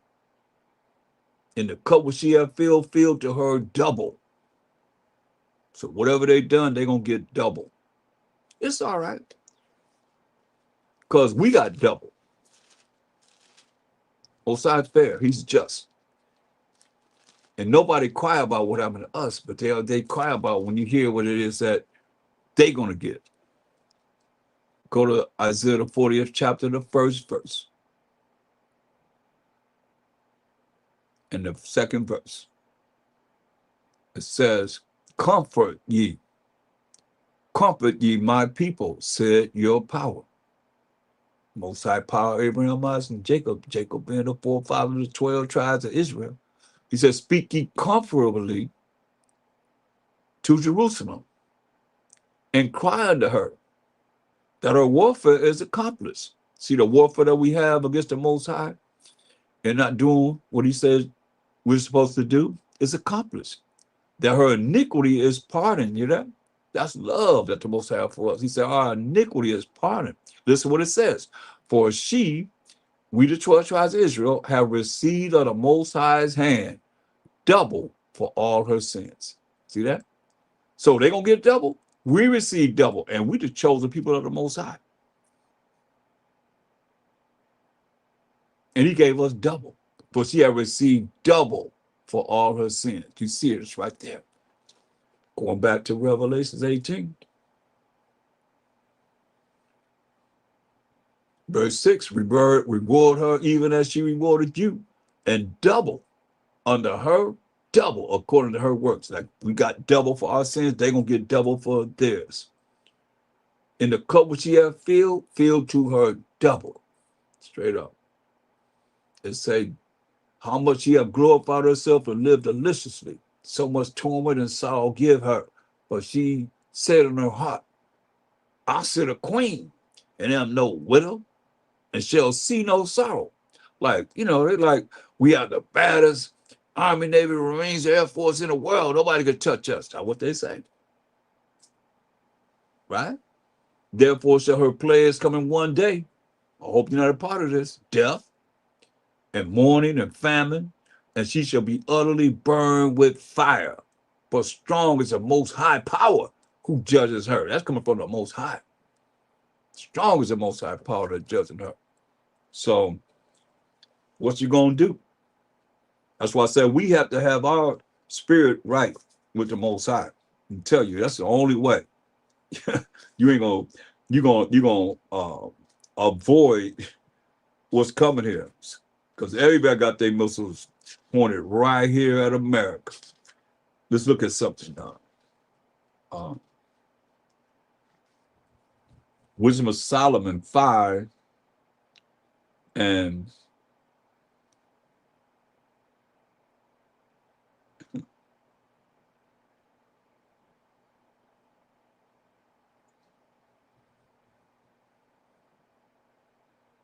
look here. It says, Wisdom of Solomon, the Apocrypha 5 and 20. So his severe wrath shall be sharpened for a sword, and the world shall fight with him against the unwise, right? They're going to fight with him, Mashayach Yahawashi, against the unwise. They say, then shall the right aiming thunderbolts go abroad. Remember, Mashayach said, coming to judge and make war? He said, all these right aiming thunderbolts, they're going to go abroad.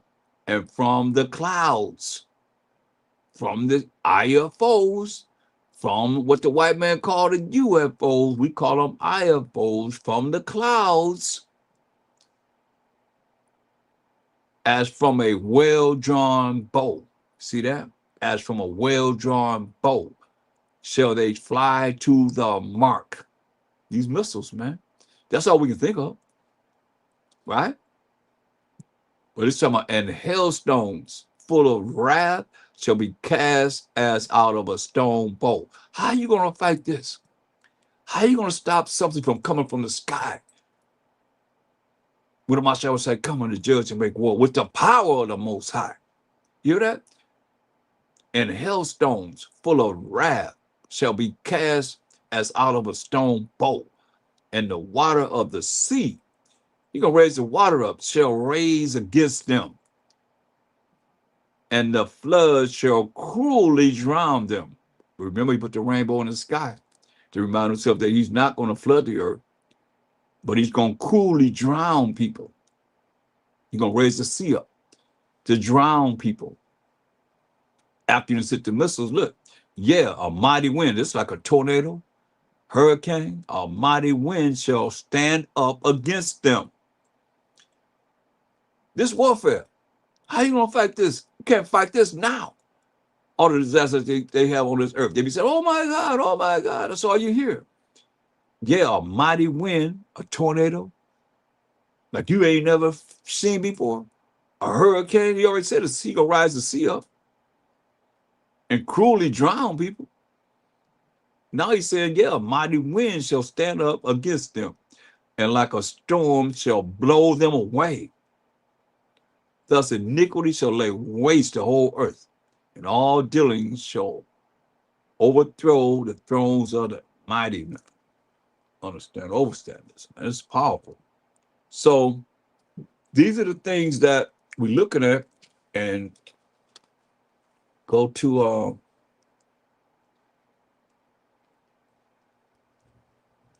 the book of Peter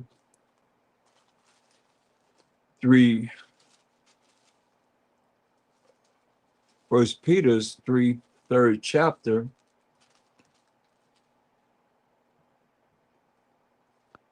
And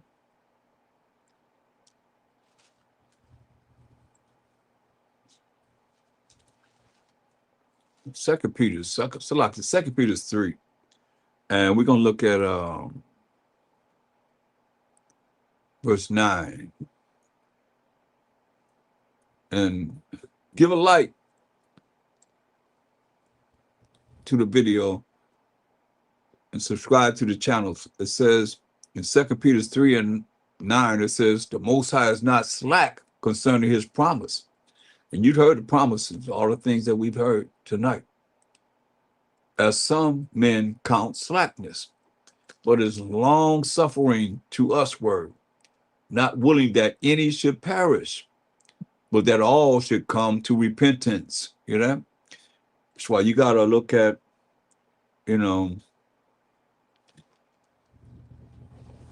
what he's saying. He said he wished that no one would perish,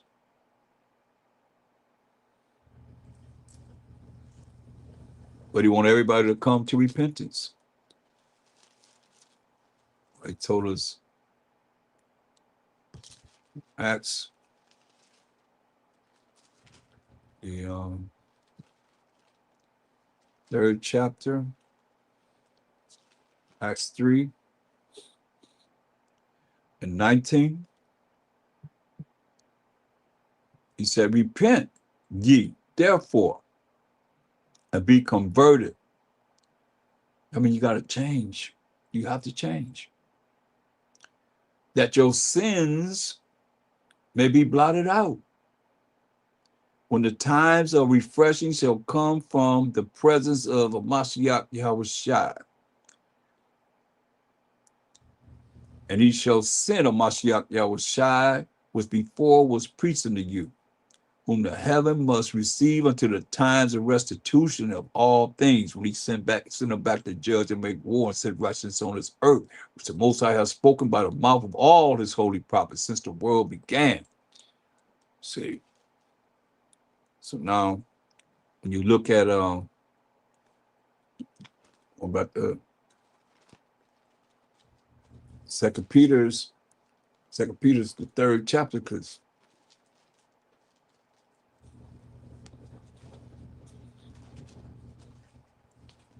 it said all the prophets prophesied about this day that we're waiting on right now. It says, as a matter of fact, let me show you that. And go to 1 Peter 1. We're going to look at verse 10. 1 Peter 1:10, it said, with salvation, salvation is power, rulership, and authority. With salvation, the prophets have inquired and searched diligently who prophesied of the grace that's getting something that you don't deserve, that should come unto you. That's what we have now, grace. Through Mashayach Yahawashi, being that ultimate lamb sacrifice for the sins of the 12 tribes of Israel. Searching what? Listen what they were searching. Searching what? Or what matter of time the spirit of a Mashayach Yahawashi, which was in them. You see? The spirit of Mashayach Yahawashi was in them. Did signify when it testified beforehand the sufferings of a Mashiach and the glory that should follow. That's what we're looking at now. Remember, he prayed in St. John, the 17th chapter, the 5th chapter. Excuse me, the 5th verse. He prayed for the glory that he had with the Most High before the world was. And remember, Daniel seen it, that glory given back to him in Daniel 7 and 13, as we read, dominion and glory that he received. It's coming. That's why we're looking at it right now. It's coming, gonna be at hand,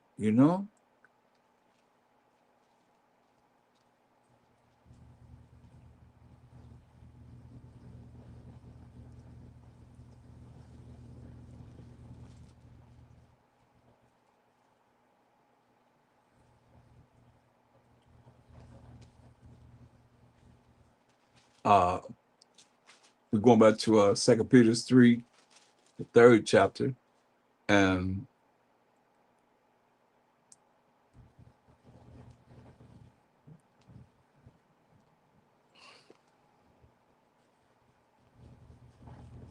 verse 10.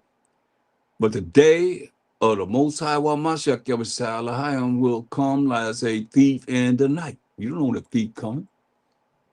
In the which the heavens shall pass away with a great noise, and the elements shall melt with fervent heat.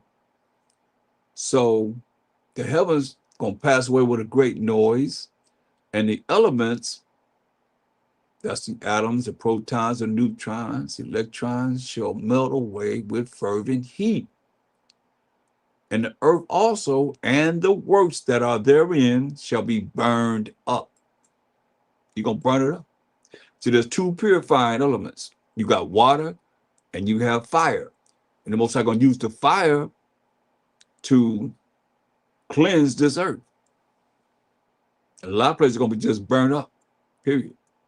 Seeing then that all these things shall be dissolved, what manner of persons ought ye to be in all holy conversation and righteousness, right?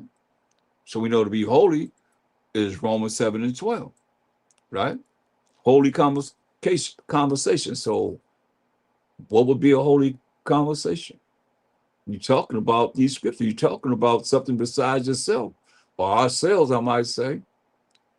Conversation about the word.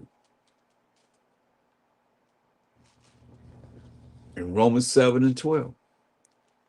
Wherefore the law is holy, and the commandment holy and just and good, you see? So you're supposed to be talking about the commandments of the Most High, the laws of the Most High, about the Most High, period.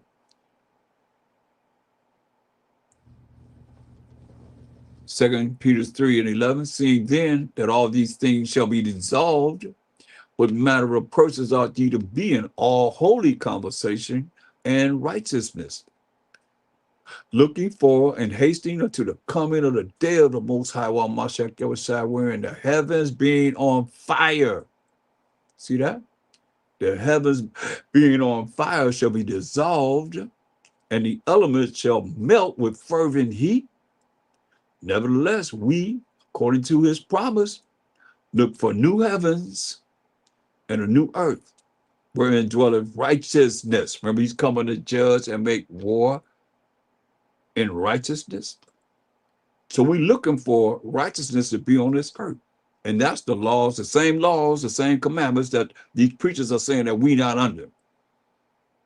Straight up.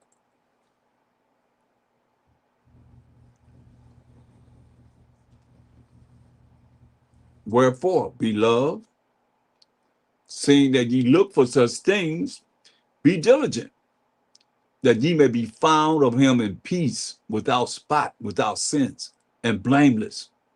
You see? Well, who's he talking to when he say beloved? Class, y'all should know how to find that. I've been there many a times. Who's the beloved? Help me out.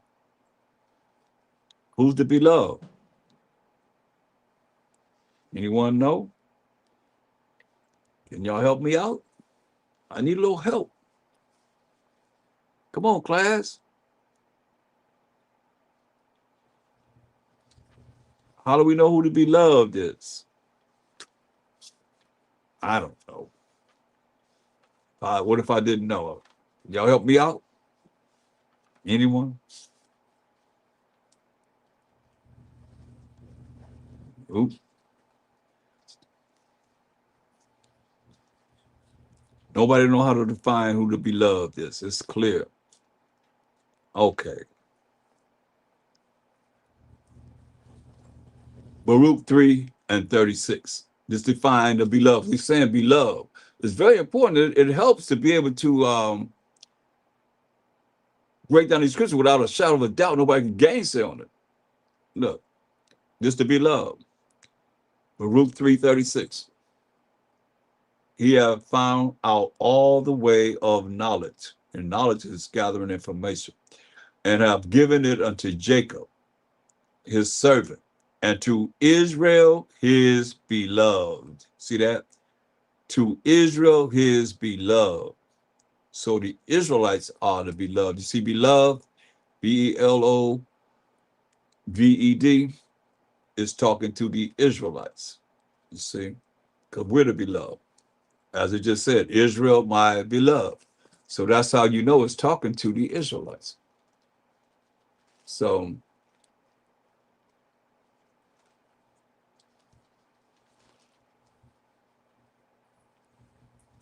we have to um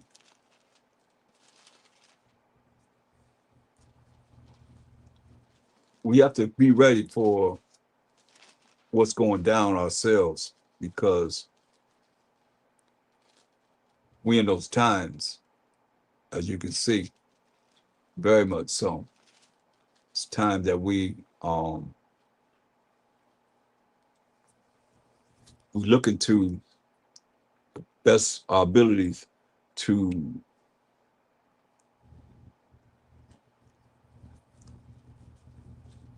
change and come away from the way this world would have you to be, and humble yourself and get away from the pride, because all pride people are going to be put to death. It's hateful before man and the Most High. Look, go to Matthew 10:34. Matthew 10:34. Some people, they don't accept. I look at a lot of people, they don't really accept that Mashayach Yahawashi.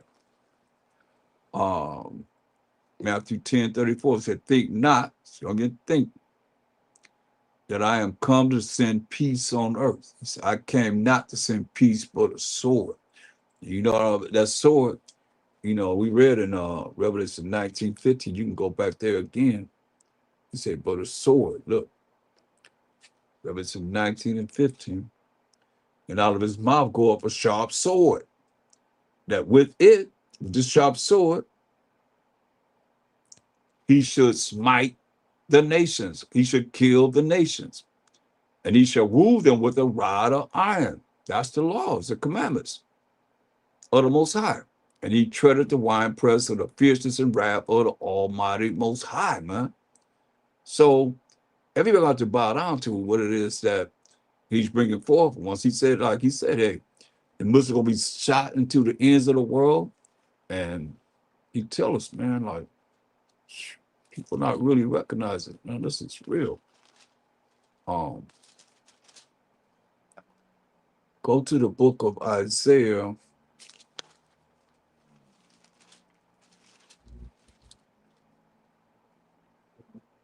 13.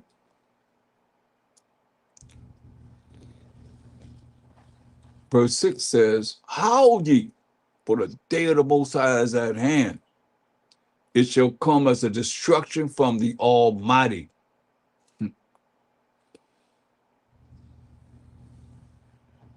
It says 8 said, verse 7, therefore shall all hands be faint, and every man's heart, every man's mind shall melt, and they shall be afraid. It say, pains and sorrow shall take hold of them. They shall be in pain as a woman that travaileth. They're going to be in pain like a woman that's having contractions when she has a baby. See, that woman says that's some of the most, excruciating pains that a woman can have, those labor pains. That's how it's going to be for men. They shall be amazed one at another. Their faces shall be as flames, because that fire going to be everywhere. Say, behold, and you know the flames, you know who turned red. Behold, the day of the Most High cometh, cruel, both with wrath and fierce anger, to lay the land desolate. And he shall destroy the sinners thereof out of it. You know that? See, all the sinners of my people are going to die by the sword. Amos 9 and 10. He's going to destroy the sinners out of it. So you're going to tell me that's not very important to come back to the Most High's laws, statutes, and commandments and follow what he say do? For the stars of heaven, these celebrities or people that's in the high places in this earth, and the constellations thereof shall not give their light. Even the stars, they're not going to give their light for all the destruction that's going to be happening on this earth, y'all. The sun shall be darkened in its going forth, and the moon shall not cause her light to shine, because it's not talking about they're not going to, it's not going to be shining. It's talking about from the destruction that's going to be happening. That's what it's talking about. Let's go to Ecclesiastes 43 just to prove that.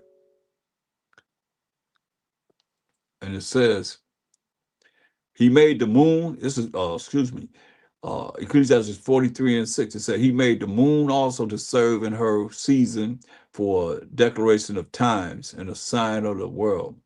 For the moon is a sign of feast, a light that decreases in her perfection, right?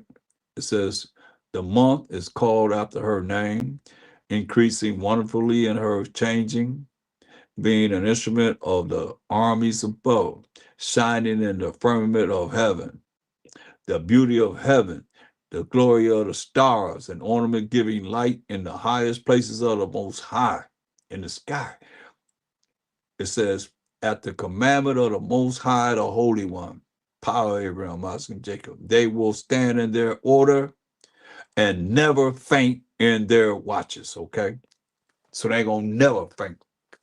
That moon, the sun, the stars gonna be there. That's why it's not talking about those stars that's gonna be, disappear or whatever. It's talking about the destruction that's gonna come in this earth that we talking about. He said in verse 10 of Isaiah 13 chapter, for the stars of heaven and the constellations thereof shall not give her light, for all the destruction that's be going on. The sun shall be darkened in his going forth, and the moon shall not cause her light to shine, because of all the destruction. He said, I will punish the world for their evil. See, he's telling you what he's doing. He said, I'm going to punish the world for their evil, and the wicked for their iniquity. You see, for breaking the Most High's laws and being wicked and being evil. And I will cause the arrogancy, that's the proud, to cease. That's why I say, be proud if you want to. He's going to cause the arrogancy of the proud to cease, and will lay low the haughtiness of the terrible. That's what he say he's going to do. He said, I will make a man more precious than fine gold. If you do what he say do, you keep his laws, statutes, and commandments, fear him, be afraid and be scared of him. You hear what he just said? He ain't finished. Y'all don't want to fear the Most High. You better think again. So I will make a man more precious than fine gold, even a man than the golden wedge of Ophir. That's the best gold. Some men gonna be made like this. He said, in 2 Ezra 9:22, it said, let the multitude perish then, which was born in vain. And let my grape, that's a grape, and my plant, that's a plant, be careful. He said, for with great labor have I made it perfect. Right? So this ain't for everyone. Somebody deserved, a lot of people deserve the lake of fire because they don't care. Listen, here we go, verse 13. Therefore I will shake the heavens, and the earth shall remove out of her place. He said the earth will remove out of her place. What you gonna do? We talk about the earthquake, you talk about the earth moving out of its place. And the wrath of the Most High and the Mashayach Yahawashi power of army of angels. What you gonna do then? What's your defense against this? And in the day of his fierce anger,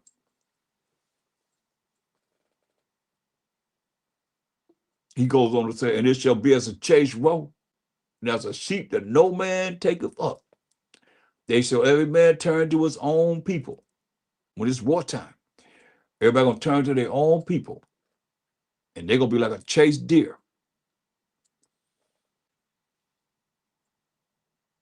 Everybody gonna turn to his own people and flee everyone into his own land. We don't have no land to flee into, y'all. That's why we best be having our act together, because we don't have a land to flee into. Everybody will be going back to their own land. Everyone that is found shall be thrust through. Everyone that's found will be killed. And for all you sambos, everyone that is joined unto them shall fall by the sword, it says. All you that's joined unto them gonna fall by the sword. Straight up. Fall by the sword. So their children also shall be dashed to pieces before their eyes. Their houses shall be spoiled and their wives ravished. This is what the Most High prophesied what's going to happen, young. Behold, I will stir up the Medes against them, which shall not regard silver. Ain't no pay. We ain't paying them nothing. We looking at this right now in our face right now. He said, gonna stir up the Medes against them, which shall not regard silver. And as for gold, they shall not delight in it. You're gonna be able to pay them nothing. He said, their bows also shall dash the young men to pieces. That's the missiles. And they shall have no pity on the fruit of the womb, the women that are pregnant. Their eyes shall not spare children. Children. In Babylon, America, the glory of kingdoms, the beauty of the Chaldees' excellency shall be as when the Most High overthrew Sodom and Gomorrah. And you know what the Most High did to Sodom and Gomorrah? He destroyed those 5 cities. It shall never be inhabited. Hear that? Neither shall it be dwelt in from generation to generation, neither shall the Arabian pitch tent there. Neither shall the shepherds make their fold there. Ain't nobody gonna be here. But wild beasts of the desert shall lie there, and their houses shall be full of doleful creatures, and owls shall dwell there, and Saturn shall dance there. Nobody's ever gonna live here. Ever, ever, ever, ever, ever again. See? That's why we have to, as much as possible, work to be a part of not being amongst this destruction that's going to happen. Why he said, except for 9, 2, and 1.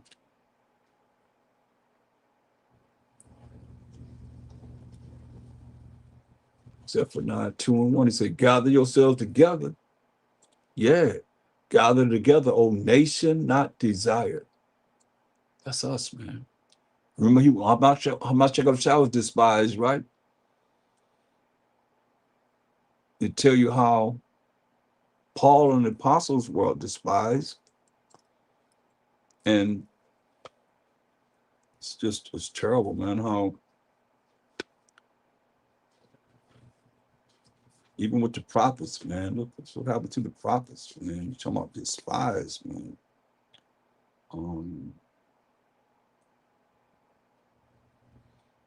Look at second Ezra, the first chapter, verse 32. I, who is the Most High, I send unto you my servants the prophets, whom ye have taken and slain. We killed the prophets and torn their bodies in pieces, whose blood I will require of your hands, said the Most High. What he said, I sent unto you my servants the prophets,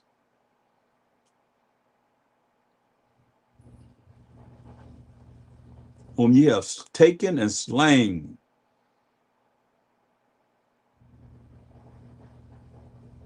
You killed the prophets that the Most High sent and torn their bodies in pieces.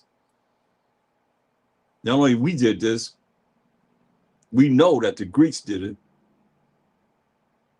Antiochus Epiphanes, I just went over how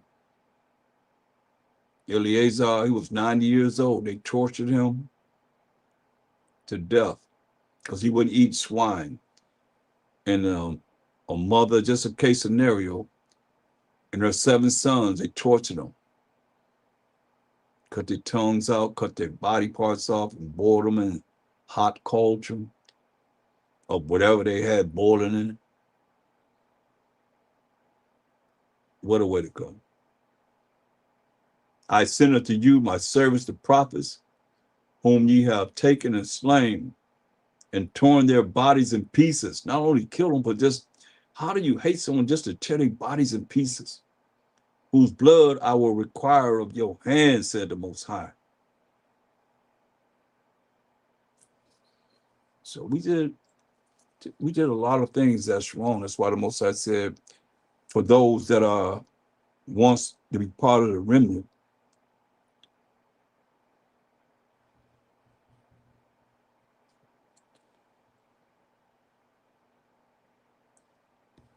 Zephaniah, the first chapter, verse 14. The great day of the Most High is, Mashayach Yahawashi is near. It is near, and hastens greatly. People don't see it. They just think this world gonna last forever, and everything gonna keep on going the way it is.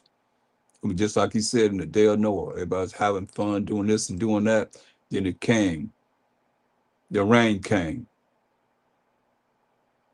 And everybody was beating against the door, but it was too late when that ark door shut.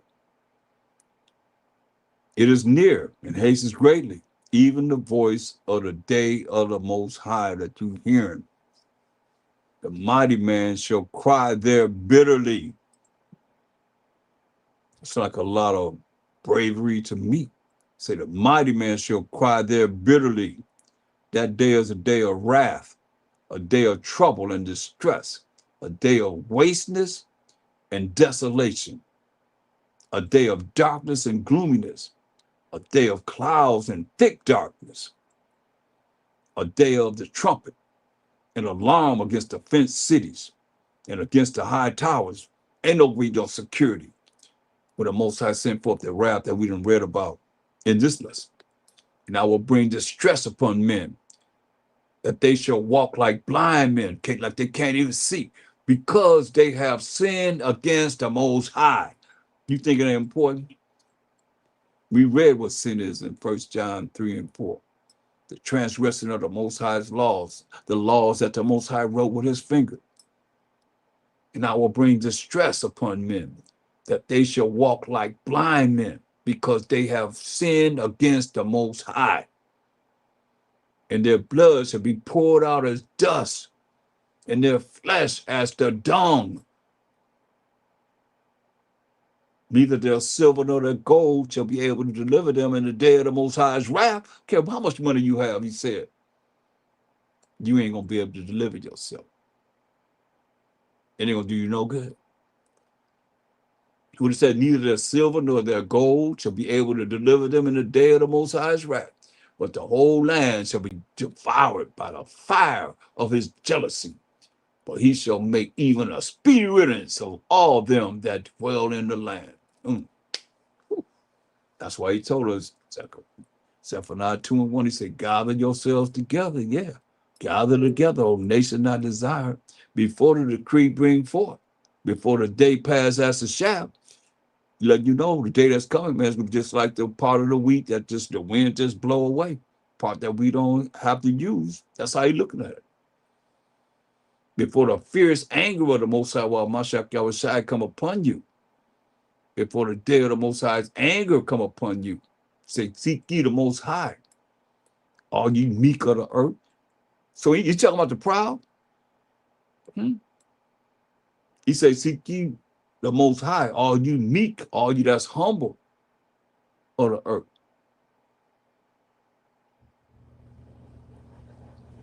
Which have wrought his judgment. And we read in Psalms 147, 19 and 20.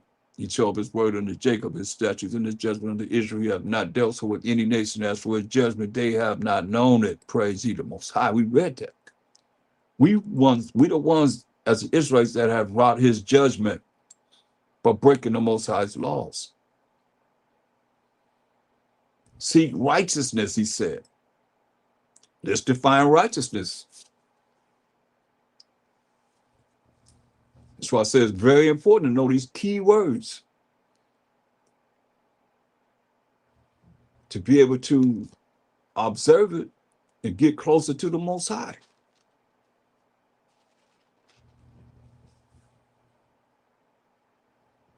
Psalms 119, 172 defines righteousness. You know, Deuteronomy 6:25 and the law does. And here it is again, defining itself right here. In Psalms 119, 172, my tongue shall speak of thy word, for all thy commandments are righteousness. You see? So it's come back to the commandments, no matter how you look at it. He said, Zephaniah 2 and 3, seek ye the Most High, all ye meek of the earth, all you that's humble of the earth, which have wrought his judgment, we the 12 tribes of Israel. Seek righteousness. He says, seek the commandments and the laws of the Most High. Seek meekness. Seek to be humble. He said, it may be ye shall be hid in the day of the Most High's anger. It may be you may be hid in the day of a Mashayach Yahawashi's anger. We read about him being angry. Well, all the Edomite's blood gonna be all over his garment. Well, you gotta look at this for what it is. So now he said you may be hid in the day of the Most High while Mashayach Yahawashi's anger. That's where we want to be. I want to go to let you know, second Ezra's, the second chapter. You want to be hid in the day of the Most High's anger. Now, before we go there, we want to make sure that we look at go to First Thessalonians. We want to make sure we make this trip. First Thessalonians 4 and 16.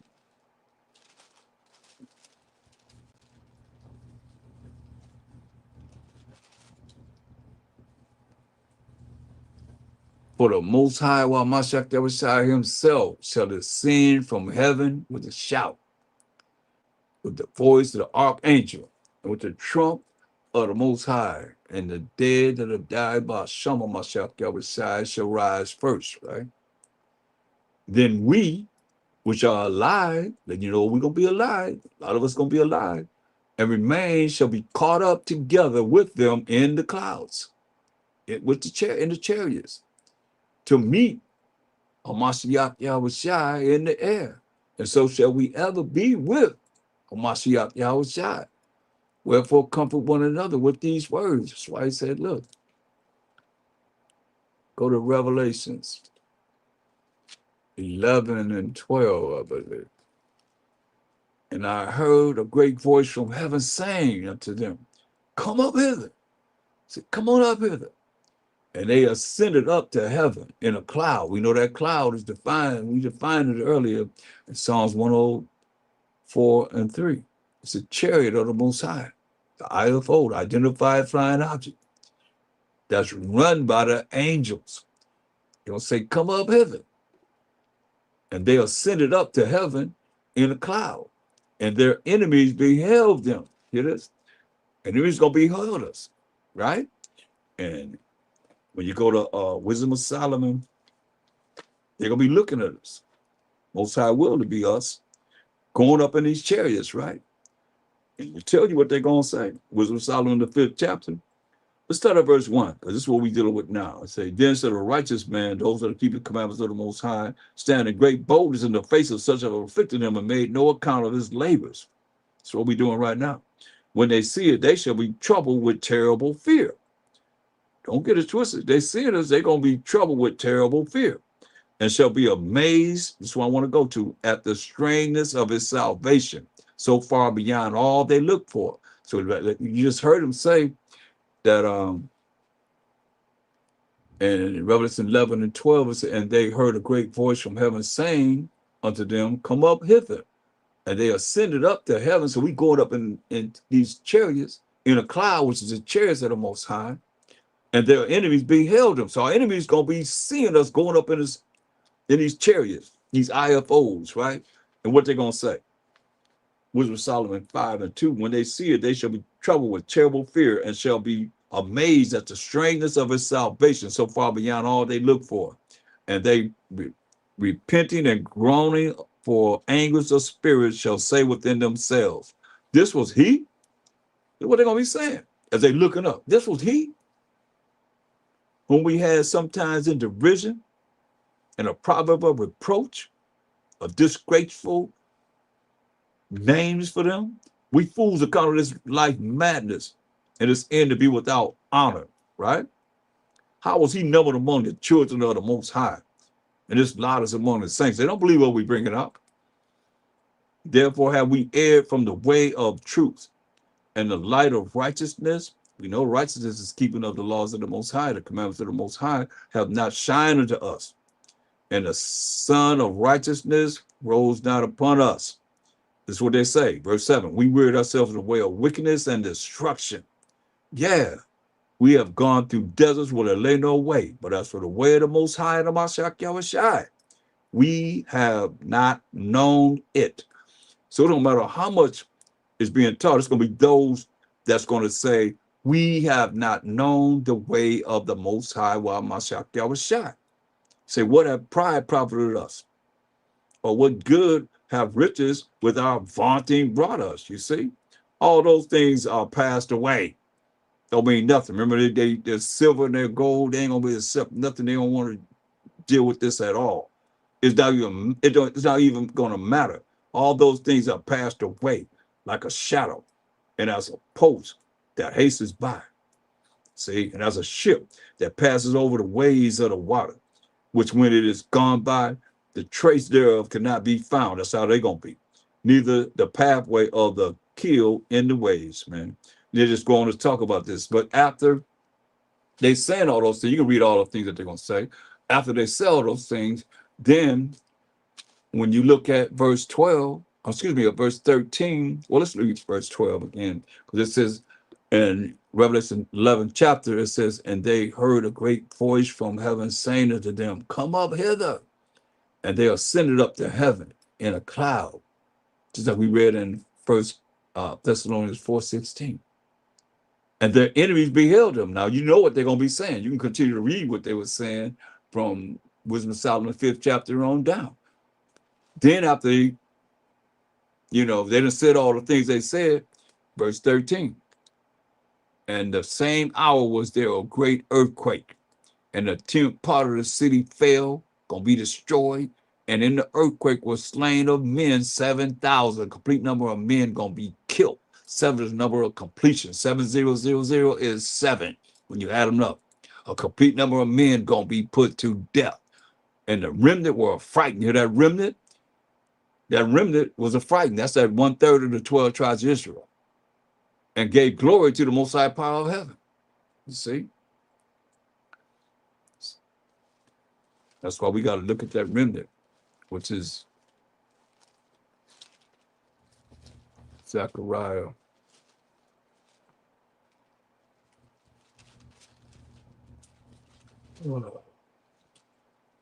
13:8. Zechariah 13:8. It said, "It shall come to pass that in all the land, said the Most High, two parts therein, which is 2/3, shall be cut off and die."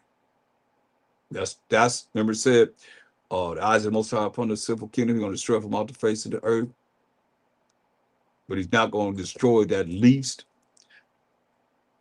So this the two parts. That's the 2/3 therein shall be cut off and die. 2/3 going to die of our people. Judah, Benjamin, Levi, Simeon, Zebulun, Ephraim, Manasseh, Gad, Reuben, Naphtali, Asher, and Issachar. 2/3 of those people going to die. But the third shall I be left therein. The third, that's a 1/3, that's a remnant. If you have different means that he talks about as far as dealing with this 1/3. It's the remnant, the election, the elect, the few, the all, which is a certain number, which we know is that 1/3. The justified, the glorified, the sanctified, the chosen, and so forth and so on, of all these different identities pertaining to this remnant or this 1/3 that's going to be left therein. It said, "And I will bring the third part through the fire," see, "and will refine them as silver is refined, and will try them as gold is tried. They shall call on my name, and I will hear them. I will say, it is my people. It is my people. It is my people." We know my people are the 12 tribes of Israel. Matthew 2:6. We went over this earlier. "And they shall say, the most high power of Abraham, Isaac, and Jacob is my power." There it is. So that's that 2/3 that is saying going to be, redeemed from this earth. 1/3 of them, 2/3 going to be put to death, so locked up.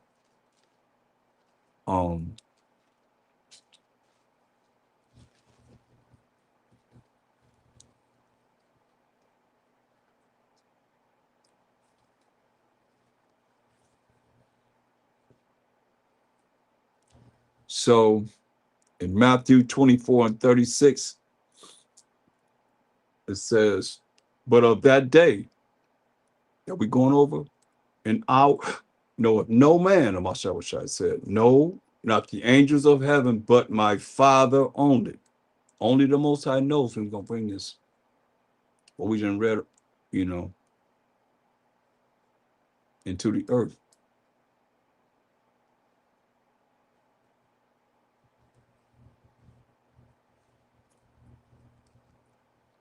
But we want to be here. Go to Second Ezra, the second chapter, and verse 26. "As for the servants whom I have given thee," so-called white man, "and all other nations that have us in captivity, slavery, and bondage, and scattered among these nations, there shall not one of them perish. For I will require them from among thy number." It said, "Be not weary, but when the day of trouble and heaviness cometh," that we're reading about, and have read about and studied, "others shall weep and be sorrowful, but thou shalt be merry and have abundance. The heathen shall envy thee, but they shall be able to do nothing against thee, said the Most High. See, my hand shall cover thee, so that thy children shall not see hell. Be joyful, O thou mother." It's a lot of mothers that has to deal with, raising their children, but they still in this truth. "Be joyful, O thou mother, with thy children, for I will deliver thee, said the Most High." Just stay strong, he said. And never give up and endure until the end. To remember thy children that sleep. What we just read about in 1 Thessalonians 4:16. "For I shall bring them out of the sides of the earth and show mercy unto them. For I am merciful, said the Most High Power Almighty." Embrace thy children until I come, and show mercy unto them. For my wells run over, and my grace shall not fail, man. Come on.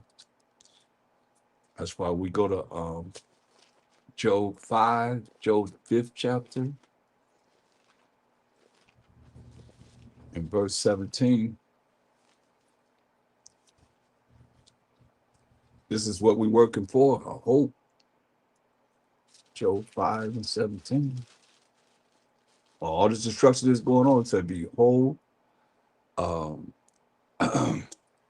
happy is the man whom the Most High corrected.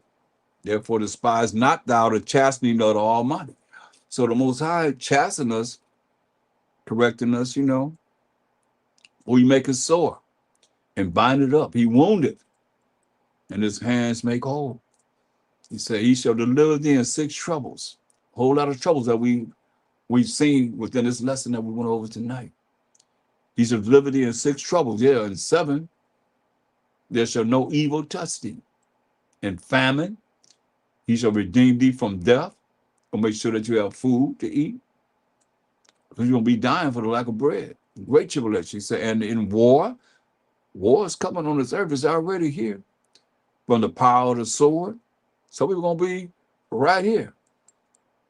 Like it's saying here, thou shalt be hid from the scourge of the tongue, whatever they saying. Neither shalt thou be afraid of destruction when it cometh.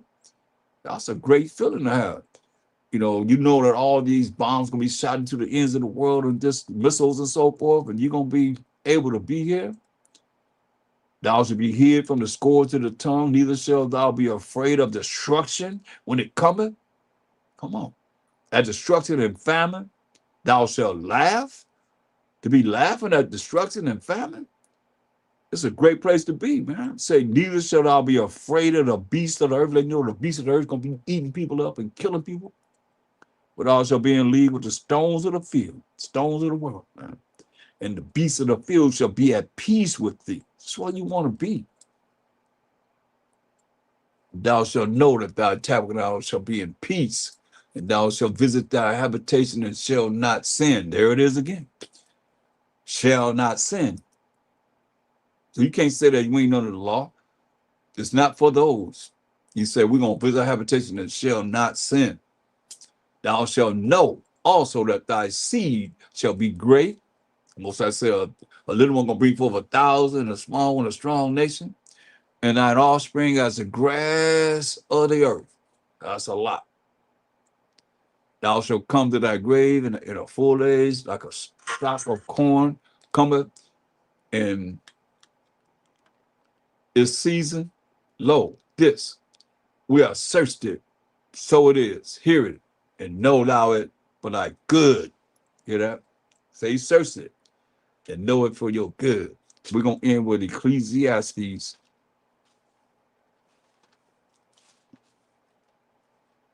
the 12th chapter and the 13th verse. Ecclesiastes 12 and 13. Let us hear the conclusion of the whole matter, since we end the last words of this lesson. Let us hear the conclusion of the whole matter. Fear the Most High. Be afraid, be scared of the Most High. And keep his commandments. Hear that? Keep his commandments. Don't listen to nobody tell you got to do what he say do. Keep his commandments. For this is the whole duty of man. Say, for the Most High shall bring every work into judgment. People tell me ain't about your works. Most High gonna bring every work into judgment with every secret thing. Listen, whether it be good or whether it be evil. And we know good is the keeping of the commandments of the Most High, or whether it be evil, not keeping the commandments of the Most High. And with that, I say, Krum Abanawa Yahweh, our Father Most High, Krum Mashayach Yahawashi, rise, Most High, rise, Mashayach Yahawashi, and Krum Yasharallah, rise, 12 tribes of Israel.